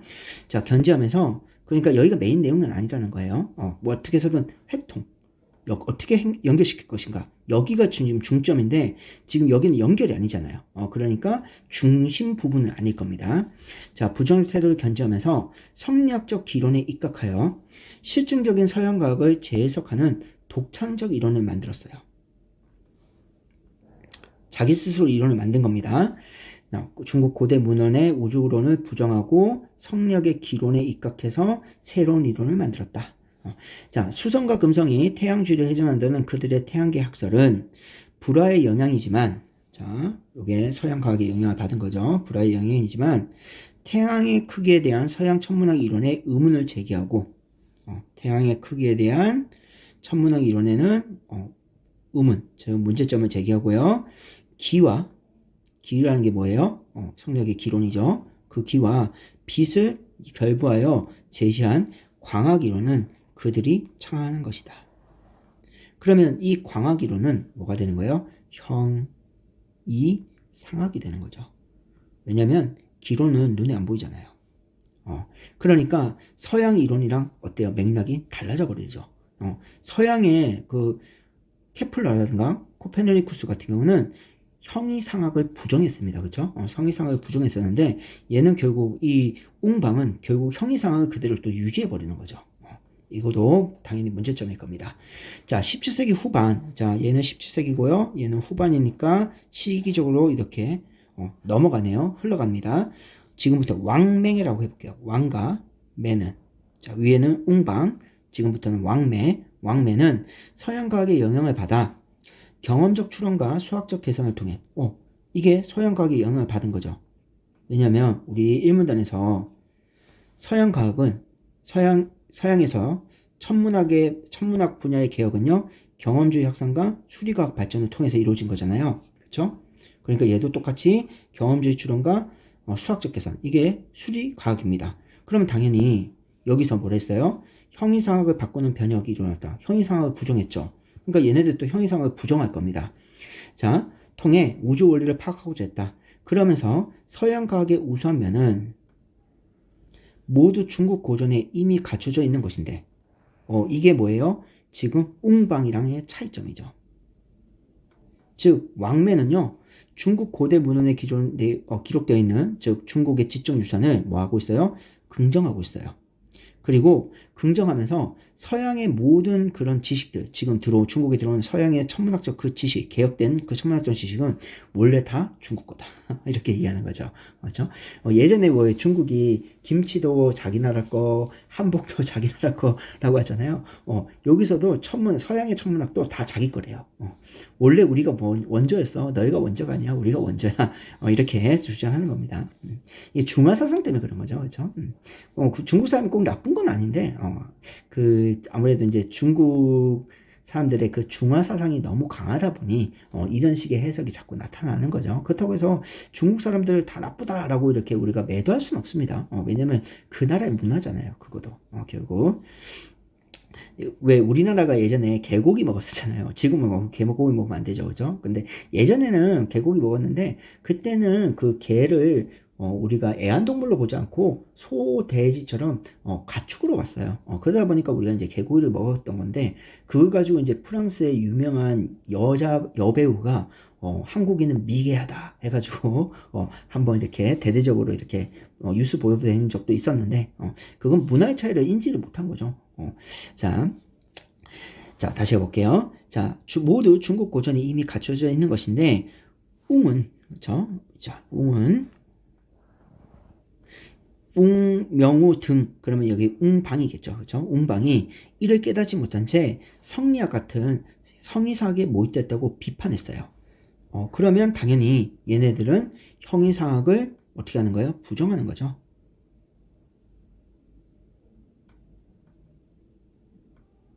얘네들은 유지한다면. 그렇죠? 그래서 경험적 추론, 수학적 계산. 아까 이 둘 때문에 이 두 가지를 가지고 일문단에서 서양의 천문학 분야의 개혁은 형이상학을 바꾸는 변혁이 일어났잖아요. 그러니까 형이상학을 부정했죠. 똑같이 얘네들도 형이상학을 부정하는 겁니다. 자, 매문정은, 매는 고대 문헌에 언급된 하늘이 땅의 내 모퉁이를 갈 수 없는 것이라는 이 증자의 말. 이게 고대 문헌이에요. 그러면 이 고대 문헌의 지정유산이죠. 중국의 지정유산은 어떻게 해야 돼요? 긍정을 해야 될 겁니다. 그 증자의 말은 땅이 둥글다는 서양 이론과 연결하는 등 서양과학의 중국 기원론을 뒷받침하였다. 실제로 중국은요, 그러니까 증자는 원래 지구는 네모나다 했어요. 근데 지금 그 매문정은요, 서양과학 이론을 받아들이니까 지구는 네모난 게 아닌데 둥글어야 되는데 그러면 증자 말이 틀렸나? 증자 말이 틀리면 고대의 지적 유산을 부정하니까 그러면 안 돼. 그러니까 증자의 말을 재해석합니다. 재해석하는 거예요. 자신들의 이론에 따라. 그래서 왕매의 이론에 따라, 즉 서양과학, 서양 천문학 이론을 근거로 해서 원래 증자의 말은 그런 의도가 아닌데 바꿔버린 거죠. 재해석해버린 겁니다. 그래야 맞으니까요. 그리고 재해석했을 때 봐라. 너희들이 얘기했던 거 지구는 둥글다는 건 원래 우리가 얘기했다. 이렇게 먼저 얘기하는 거죠. 그래서 서양에서 지구는 네모나지 않고 둥글다는 원래 우리가 기원이다. 중국이 원래 먼저 얘기했다. 이렇게 주장했다는 겁니다. 그걸 근거로 삼았다는 거죠. 증자의 말을 통해서요. 자, 마지막 문단 볼게요. 중국 천문학을 중심으로 서양 천문학을 회통. 자, 이제 해통 나왔으니까 연결하려는, 그쵸? 관계 맺으려고 하는, 자, 매문장 입장은 18세기 초를 기점으로 중국의 공식 입장으로 채택됐어요. 자, 매문장의 입장이 이제 결국 채택되고, 이 입장은, 즉, 매문장의 입장은 중국 역대 지식 성과물을 망라한 총소인 사고전서에 그대로 반영됩니다. 그렇게 책을 만들었어요. 이 총소의 편집자들은 고대부터 당시까지 쏟아진 천문 관련 문헌들을 정리하여 수록되어 있습니다. 중요한 내용은 아니죠, 그렇죠? 자, 이와 같이 고대 문헌에 담긴 우주론을 재해석하고 고대 문헌에 담긴 우주론을 재해석하고 확인하려는 경향은 19세기 중葉까지 주를 이루었다. 그렇게 발전돼 왔다고요. 그리고 얘가 우리나라에 영향을 줍니다. 요게 나중에 이제 최한기 지문이 나올 거예요. 최한기 지문도 기출문제로 여러분들 모평 지문으로 보게 될 건데, 평가원 지문으로 보게 될 건데, 그때 그게 그대로 수용이 됩니다. 그래서 서양의 이 사고전서, 즉 서양의 그 천문학에 대한 이론이 녹아져 있는 사고전서에서 제시된 중국의 천문학적 이론이 우리나라에 들어오게 됩니다. 그러면서 최한기 지문이 만들어지거든요. 평가원 지문 중에. 그래서 기회되면 그 지문도 또 나중에 한번 보도록 하겠습니다. 자, 그러면 이제 우리 나머지 문제 같이 한번 풀어볼게요. 자, 27번. 다음은 윗글을 읽은 학생의 독서 기록 중의 일부다. 윗글을 참고할 때 점검 결과로 적사하지 않은 걸 골라라. 그래서 지금 보니까 읽기 계획이 나왔어요. 그래서 1문단을 훑어보면서 뒷부분을 예측하고 질문을 만들기를 한 후에 글을 읽고 점검해보자 이거잖아요. 그래서 이게 독서 지문인데 갑자기 장문 문제가 나왔습니다. 그쵸? 이거 보통 27번 이런 유형들은 장문에서 많이 보거든요. 우리 점검하기 그거와 관련된 건데 뭐 일단 내용일치 형식으로 풀면 되겠죠. 자, 볼게요. 일단 예측. 자, 서양의 우주론에 태양 중심설과 지구 중심설의 개념이 소개되어 있을 것이다. 이렇게 예측을 했어요. 자, 점검 결과 이 예측에 대한 질문 내용의 답이 지문에 있을까요? 없을까요? 있죠. 그쵸? 지금 보면 지구 중심설인지 뭔지 태양 중심설이 무엇인지를 설명해 줬습니다. 어디 썼냐면 여기, 그쵸, 요 부분이죠. 이 문단 부분.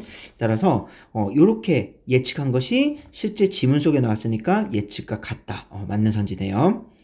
자, 2번. 자, 서양의 우주론의 영향으로 변화된 중국의 우주론이 소개되어 있을 것이다. 소개되어 있었죠. 왜냐면, 여기 보면, 중국으로 가면, 자, 맨 처음에, 웅방. 그쵸? 웅방이 17세기에, 이렇게, 광학 이론을 냈어요. 그쵸? 물론 이제 중국 고대 문헌에 쏠 때 우주론에 대해서 부정적 태도를 견지했지만 성리학의 기론을, 그죠? 기론을 입각해서 거기에 서양의 천문학 개념을 결합했었습니다. 그쵸? 그리고 나서 17세기 후반, 후방에 왕매가 어떤 걸 제시했어요? 너희 웅방의 이론이 잘못됐다. 결국 이렇게 웅방이 성리학과 같은 형이사학에 몰두했다는 비판을 하면서 결국 서양 과학의 중국 기원론을 제시하죠. 중국 기원론을 뒷받침합니다. 따라서 지금 중국의 우주론이 소개되어 있을 것이다. 서양의 우주론 영향으로 변화된 중국 우주론이 소개되어 있죠. 그래서 웅방의 중국 우주론, 그 다음에 왕매의 중국 우주론, 그리고 17세기에서 17세기 후반으로 이렇게 시기가 바뀌잖아요. 자, 따라서 예측과 같네요. 그래서 정답이 2번이 됩니다. 자, 3번. 서양에서 태양 중립설을 제기한 사람은 누구일까요? 자, 서양에서 태양 중립설을 제기한 사람은 누굽니까? 코페르니쿠스죠. 그쵸? 코페르니쿠스가 태양 중립설을 만들었습니다. 따라서 지문의 답이 지문 속에 제시되어 있죠? 적절한 선지. 자, 중국에서 서양의 우주론을 접하고 해통을 시도한 사람은 누구일까요? 해통을 시도한 사람은 누굽니까? 매문정이죠. 그래서 여기 맨 마지막 문장에 중국 천문학을 중심으로 서양 천문학을 해통하려는 매문정의 입장은 이렇게 명시되어 있습니다. 따라서 지문의 답이 지문 속에 제시되어 있으니까 점검 결과도 적절하고요. 자, 5번. 중국의 서양 이론을 전파한 서양 인물은 누구일까요? 지문에 없죠. 그죠? 이런 사람은 지문에 언급되어 있지 않습니다. 따라서 지문의 답이 지문에 언급되어 있지 않다. 적절한 선지네요. 그래서 27번은 되게 쉽게 풀 수 있어요. 작문 문제라서요. 그리고 내용 일치 형식으로 접근하면 됩니다. 자, 28번. 윗글에 대한 이해로 적절하지 않은 것은 무엇이냐? 자, 1번. 서양과 중국에서는 모두니까 서양과 중국의 공통점이네요. 모두. 자, 우주론을 정립하는 과정에서 형이상학적 사고에 대한 재검토가 이루어졌다. 자, 서양에서의 형이상학적 사고는 누구 거? 아리스토텔레스 거. 그쵸? 그 다음에 중국에서의 형이상학적 사고는 누구 겁니까? 성리학이죠. 그래서 여기 왕매가요, 뭐라고 비판했냐면 이 웅방을요 이렇게 성리학과 같은 형이사학에 몰두했다고 비판을 했었죠. 그러니까 서양과 중국 모두 우주론을 정립하는 과정에서 형이상학적 사고에 대한 재검토, 즉 형이상학적 사고가 잘못됐다는 걸 생각했다는 겁니다. 적절한 선지네요. 2번. 서양 천문학의 전례는 중국에서 자국의 우주론 전통을 재인식하는 계기가 되었다. 특히 누가요? 매문정이요. 그쵸? 매문정이 이렇게 중국에서 자국의 우주론 전통을 이렇게 재인식했죠. 서양과의 중국 기원론. 따라서 서양의 그 천문학의 개념은 전부 다 우리 중국이 원조였다. 이런 인식을 했던 거죠. 따라서 적절한 선지. 자, 3번. 중국에서 서양의 천문학적 성과가 자리 잡게 된 데에는 국가의 역할이 작용했다. 그래서 여기 중국의 공식적 입장으로 채택됐잖아요. 매문정의 그 회통의 그 개념이 중국의 공식적 입장으로 채택됐었죠. 따라서 적절합니다. 물론 시연력을 봐도 돼요. 지금 보면 시연력도, 자, 여기 서양의 천문학 모델과 계산법을 수용한 시연력을 공식 채택함으로써 이것도 결국 중국이 공식적으로 채택한 거거든요. 그래서 국가 역할 작용했다. 요걸 봐도 되고 밑에 봐도 되는데 오히려 밑에 보는 게 훨씬 더 정확하죠. 자, 4번. 중국에서 18세기에 자국의 고대 우주론을 긍정하는 입장이 주류가 되었다. 매문정이죠. 매문정이 자국의 고대 우주론을 긍정했습니다. 물론 옹방은요, 중국 고대 문헌에 수록된 우주론에 대해서 부정적 태도를 견지했어요. 그쵸? 근데 그 시기가 언제요? 17세기잖아요. 그리고 매문정이 17세기 후반이고 결국 매문정의 이론이 중국의 공식적 입장이 됐는데 그게 언제예요? 18세기 초죠. 따라서 이렇게 적절하네요. 자, 그러면 정답이 5번 되겠네요. 적절하지 않은 거. 자, 서양에서는 중국과 달리 경험적 추론에 기초한 우주론이 제기되었다. 자, 서양에서는 경험적 추론에 대한 우주론이 제기된 게 맞아요. 그쵸? 누가? 코페르니쿠스부터 시작해서 케플러까지 이어지는 거죠. 중국도 마찬가지죠. 왜냐하면 중국 같은 경우는 특히 매문정이 웅방의 이론에 대해서 뭐라 했어요? 성리학과 같은 형이사학이 모집됐다고 비판했다. 그 말은 결국 왕매는 형이상학에 대해서 비판했다는 건 형이하학을 추구했다는 거죠. 즉 경험론적인 그 관점을 유지했다는 겁니다. 따라서 달리가 아니라 서양과 중국 모두 이렇게 들어가야겠죠. 공통점으로 이렇게 경험론적 추론, 이게 형이하학이 될 겁니다. 따라서 28번에 정답이 5번 되겠네요. 자, 29번. 윗글에 나타난 서양 우주론에 대한 설명으로 가장 적절한 것을 골라라. 자, 1번. 항성천구가 고정되어 있다고 보는 아리스토텔레스의 우주론은 천상계와 지생과를 대립시킨 형이사학을 토대로 한 것이다. 적절하죠. 여기는 괜찮아요. 자, 근데 앞에가 문제예요. 항성천구가 고정되어 있다고 보는 아리스토텔레스는 지구중심설이잖아요. 그러면 뭐가 고정돼야 됩니까?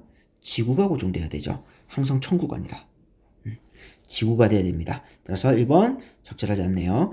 2번 많은 수의 원을 써서 행성의 가시적 운동을 설명한 프톨레마이오스의 우주론은, 자, 프톨레마이오스의 우주론에서 많은 수의 원을 써서 행성의 가시적 운동을 설명했다. 이 부분이 지문 속에 없어요. 다만 대칭적 추론을 통해서 맞다는 건 알 수 있죠. 자, 다시 볼까요? 자, 여기 코페르니쿠스 쪽으로 보면요. 보이시죠? 자, 그러자 프톨레마이오스보다 훨씬 적은 수의 원으로 행성의 가시적 운동을 설명할 수 있었고, 누가요? 코페르니쿠스가요. 그러면 프톨레마이오스는 어떻다는 거예요?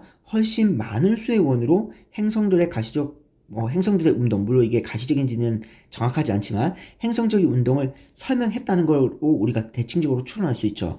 따라서 2번의 앞부분은 괜찮아요. 이렇게 볼 수도 있을 것 같습니다. 자, 근데 이 프톨레마이오스의 우주론은 행성이 태양에서 멀수록 공전 주기가 길어진다. 이거는 누구 겁니까? 이거는 코페르니쿠스 거죠. 여기 보면 행성이 태양에서 멀수록 공전 주기가 길어진다. 그래서 우리 지문 읽을 때 얘가 1번, 얘가 2번, 그리고 1번, 2번을 전부 다 뭐라 했어요? 단순성이라고 얘기했었죠. 그렇죠? 코페르니쿠스의 그 단순성에 대한 이야기였습니다. 따라서 매칭이 잘못됐죠. 요 프톨레마이오스와 태양에서 멀수록 공전 주기가 길어진다. 요 2번은 대응될 수가 없어요. 왜냐하면 2번은 코페르니쿠스 거니까. 그래서 매칭이 잘못되어 있습니다. 매칭 오류예요. 자, 그래서 2번도 적절한 선지가 아니고요. 자, 3번. 지구와 행성이 태양 주위를 공전한다는 코페르니쿠스의 우주론은 지구와 행성이 태양 주위를 공전한다. 이게 뭐예요? 태양 중심설. 그러니까 코페르니쿠스의 우주론, 요까지는 괜찮죠? 는 이전의 지구 중심설보다 단순할 뿐 아니라, 오케이, 단순해요. 그쵸? 단순성을 충족시켰으니까요. 아리스토텔레스의 형이사학과 양립이 가능하다. 여기가 잘못됐네요. 양립 불가능이죠. 왜냐하면 아리스토텔레스는 지구 중심설, 코페르니쿠스는 태양 중심설이에요. 그러니까 둘의 견해가 양립될 수가 없어요. 양립이라는 건 둘 다 참이라는 뜻입니다. 자, 그래서 둘 다 참일 수 없죠. 얘가 참이면 지금 얘가 참이고 얘가 거짓인 거죠. 따라서 3번 적절하지 않네요. 양립이 잘못됐습니다. 자, 양립 불가능하다. 이렇게 서술이 됐어야 돼요. 그 다음에 4번. 지구가 우주 중심에 고정되어 있고 다른 행성을 거느린 태양이 지구 주위를 돈다는 불화의 우주론은 우리 불화의 우주론은 뭐였어요? 절충안이었죠. 그렇죠? 그래서 지구 중심설과 태양 중심설을 짬뽕한 겁니다. 그래서 지구가 우주를 중심으로 고정되어 있고 이게 지구 중심설. 다른 행성을 거느리는 태양이 지구 주위를 돈다는 그러니까 다른 행성을 거느리는 태양이 지구 주위를 돈다. 일단 여기까지 다 지구 중심설이네요. 그렇죠? 여기까지는 지구 중심설이고 여기 플러스 이제 지구 외 나머지 행성은 태양을 돕니다. 그래서 태양 중심설도 들어있죠. 실제로 브라의 우주론에. 자, 브라의 우주론은 아리스토텔레스의 형이상학에서 자유롭지 못한 것이다. 그쵸. 아리스토텔레스의 형이상학. 이게 결국 뭐예요? 지구 중심설. 자, 이 지구 중심설에서 자유롭지 못했기 때문에 지금 여기서부터 여기까지인 지구 중심설을 옹호하는 입장이 나타나는 거죠. 따라서 자유롭지 못했다. 적절한 선지네요. 그래서 정답 4번. 자, 5번. 태양 주위를 공전하는 행성의 운동 법칙을 관측지로부터 수립한 케플러의 우주론은 심플로턴주의에서 경험주의적 근거를 찾은 것이다. 자, 여기 보면 여러분들 앞에서 제가 요 형이상학 있죠. 우주의 수적 질서를 신봉하는 형이상학. 요 형이상학은 기존의 아리스토텔레스의 형이상학과 다른 거라고 했습니다. 다른 형이상학이에요. 그래서 그 형이상학인 심플라톤주의에 매료되었기 때문에 코페르니쿠스의 천문학을 받아들인 건 맞아요. 원인, 결과. 하지만 그는 경험주의자였기 때문에 불화의 천체 관측지를 활용한 거죠. 그러니까 지금 여기 보면 심플라톤주의는 결과적으로 보면 이것도 형이상학이에요. 경험주의 근거는요, 형이하학이죠. 실제 관측해야 되는 거니까요. 그러니까 매칭이 어떻게 해요? 잘못된 거죠. 매칭 오류입니다. 지금 요 케플러의 우주론은 심플라톤 주의에서가 아니라 요 자리에 뭐가 들어가야 돼요? 불화의 천체 관측지가 들어가야죠. 그래야 적절한 선지가 될 겁니다. 따라서 5번도 잘못된 선지. 자, 그 다음에 30번. 기억에 대한 이해로 적절하지 않은 것을 골라라. 자, 기억이 여기 있죠? 지울게요. 서양과학과 중국 전통 사이에서 적절한 관계 맺음. 자, 이거를 우리가 뭐라고 했냐면 회통이라고 했었어요. 회통. 즉 연결이죠. 적절히 연결되지 않으면. 자, 기억에 대한 이해로 적절하지 않은 것을 골라라. 자, 중국에서 서양과학을 수용한 학자들은 자국의 지적 유산에 서양과학을 접목하였다. 맞는 선지죠. 이게 결국 회통이잖아요. 그래서 중국은 어떻게 해서든 서양과학 이론을, 서양 천체 이론을 자국의 중국 역법과 연결시키려고 했었어요. 그쵸? 자, 그 다음에 2번. 서양 천문학과 관련된 내용이 중국의 역대 지식 성과를 집대성한 사고 전세에 수록되었다. 지문에 그대로 나와 있죠. 이렇게. 사고 전세에 그대로 반영되어 있다. 이 부분 그대로 지문 속에 나와 있으니까 적절한 선지. 3번. 방이진은, 자, 방이진은 어디예요? 여기죠. 그쵸? 그래서 광학 이론을 펼친 사람입니다.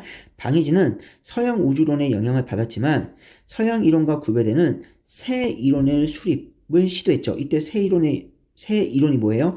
광학 이론. 그래서 여기 보면 서양 천문학 이론의 의문을 제기하고 기와 빛을 결부하여 제시한 광학 이론을 그들이 창안한 것이다. 그리고 여기서 기는 뭐예요? 요 성리학적 기론에 입각한 거죠. 따라서 적절한 선지. 새로 만든 거예요. 자, 4번. 매문정은 중국 고대 문헌에 나타나는 천문학적 전통과 서양과학의 수학적 방법을 모두 활용하였다.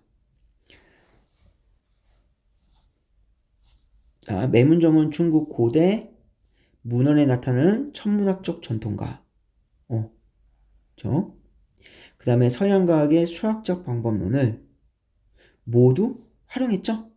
그래서 적절한 선지네요. 특히 매문정, 그러니까 웅방은 고대 문헌에 수록된 우주론을 부정적 태도로 견지했지만 왕매는요, 웅방이 고대 문헌에 수록된 우주론을 부정한 것에 대해서 비판한 거죠. 비판하면서 너희들 성리학이라는 기론을 왜 끌고 왔니? 하면서 비판했습니다.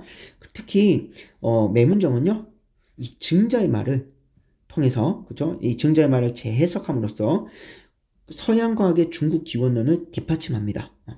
그리고 수학적 방법론, 수학적 반복론은 여기 나오죠. 그죠? 수학적 계산을 통해, 경험적 추론과 수학적 계산을 통해, 여기서 수학적 반복론을 라고 우리가 해석할 수 있겠네요. 패러플레이징, 재진수라고 생각하셔도 될 것 같아요. 따라서 4번 또 적절한 선지. 그러면 30번의 정답이 5번 되겠네요. 자, 성리학적 기론을 긍정한 학자들은, 자, 성리학적 기론을 긍정한 학자들이 누구예요? 웅방, 그쵸? 여기 웅방입니다. 얘네들은 중국 고대 문헌의 우주론을 근거로 하면 안 되죠. 그쵸? 왜냐면 중국 고대 문헌의 우주론을 뭐 했어요? 우주론에 대해서 부정적 태도를 견지했었잖아요. 따라서 근거로 새 이론인 광학 이론을 창안했다. 아니죠. 그쵸? 그래서 요 자리, 중국 고대 문헌 우주론 요 자리에 뭐가 들어가야 돼요? 성리학의 기론이 들어가야 돼요. 그래야 적절한 선지가 되겠죠. 따라서 30번의 정답 후보. 어떤가요? 이렇게 지금 네 문제를 쭉 풀었는데 어렵지 않죠. 그쵸? 내용이 그렇게 어려운 문제는 아니에요. 그래서 31번 때문에 그런 거지 실제 앞에 문제 네 문제는요 그렇게 막 어려운 문제는 아닙니다. 자, 이제 마지막 어휘 문제 한번 볼게요. 32번 문맥상 A부터 E와 바꿔 쓴 것으로 가장 적절한 것은 무엇이냐. 자, A 한번 볼까요? 자, A는 일으키이에요.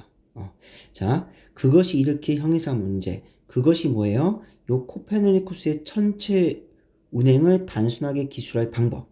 그거죠. 그죠? 코페르니쿠스의 천체의 운행.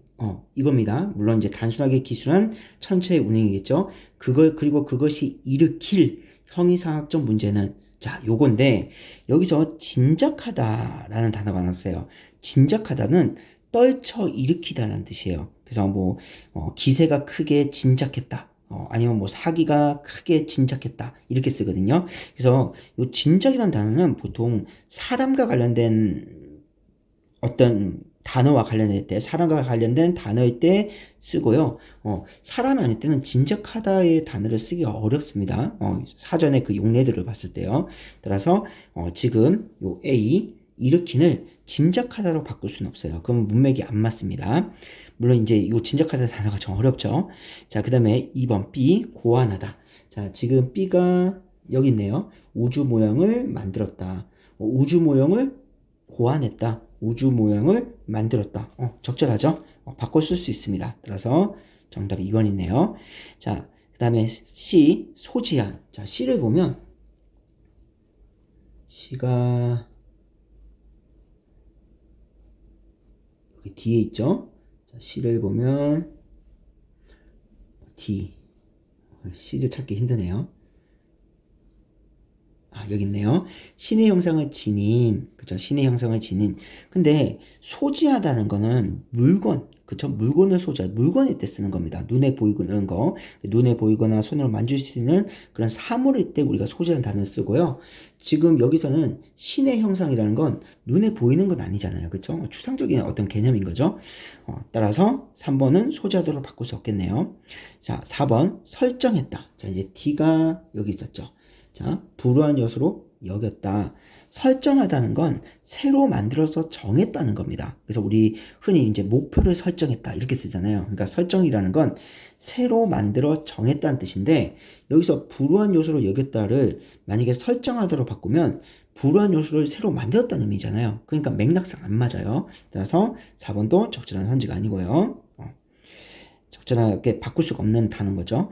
자, 마지막 5번 시사하다는 건 미리 간접적으로 표현해 주다는 뜻이에요. 시사하다는 건 미리 간접적으로 표현해 주다 라는 뜻입니다. 근데 여기서 중국 고전에 이미 갖추어 있던 갖추다죠. 갖추다라는 거는 가지거나 차리다 의미예요. 우리 최신 설비를 갖춘 공장, 최신 설비를 가진 공장, 뭐 서류를 갖추다, 서류를 가지고 있다, 갖추다, 가지다. 그래서 보통 가지다 의미입니다. 갖추다가. 근데 시사는 가지다 의미가 아니죠. 미리 간접적으로 표현해 주는 겁니다. 시사하다 라는 거는. 자, 따라서 시사하다로 바꿀 수도 없겠네요. 따라서 32번의 정답이 2번입니다. 자, 오늘 2019년 수능 서양 우주론과 중국 우주론의 해통이라는 지문과 그리고 문제까지 다 같이 한번 풀어봤습니다. 자, 오늘 고생 참 많이 하셨습니다. 집에서 다시 한번 꼭 복기 한번 해보시고요. 어차피 이 지문, 이 문제 다시는 안 나와요. 그러니까 여러분들이 지문을 읽고 문제를 풀 때 내가 어떤 태도를 가지고 지문을 접근하고 어떤 태도를 가지고 문제에 접근할 것인가, 그거를 생각해 보셔야 돼요. 그렇게 생각하면서 푸는 것이 기출 분석입니다. 그냥 단순하게 지문 읽고 문제 풀고 그건 그냥 기출 문제를 푸는 거고요. 그거는 아무런 도움이, 물론 이제 도움은 되겠지만 기본적으로 이 지문 이 문제가 여러분들한테 다시는 나오지 않을 거니까요. 따라서 태도적인 부분, 방법적인 부분에서 다시 한번 생각해보고 꼭 복기해 보시기 바랍니다. 자, 그러면 오늘 강의 여기서 마치도록 하겠습니다.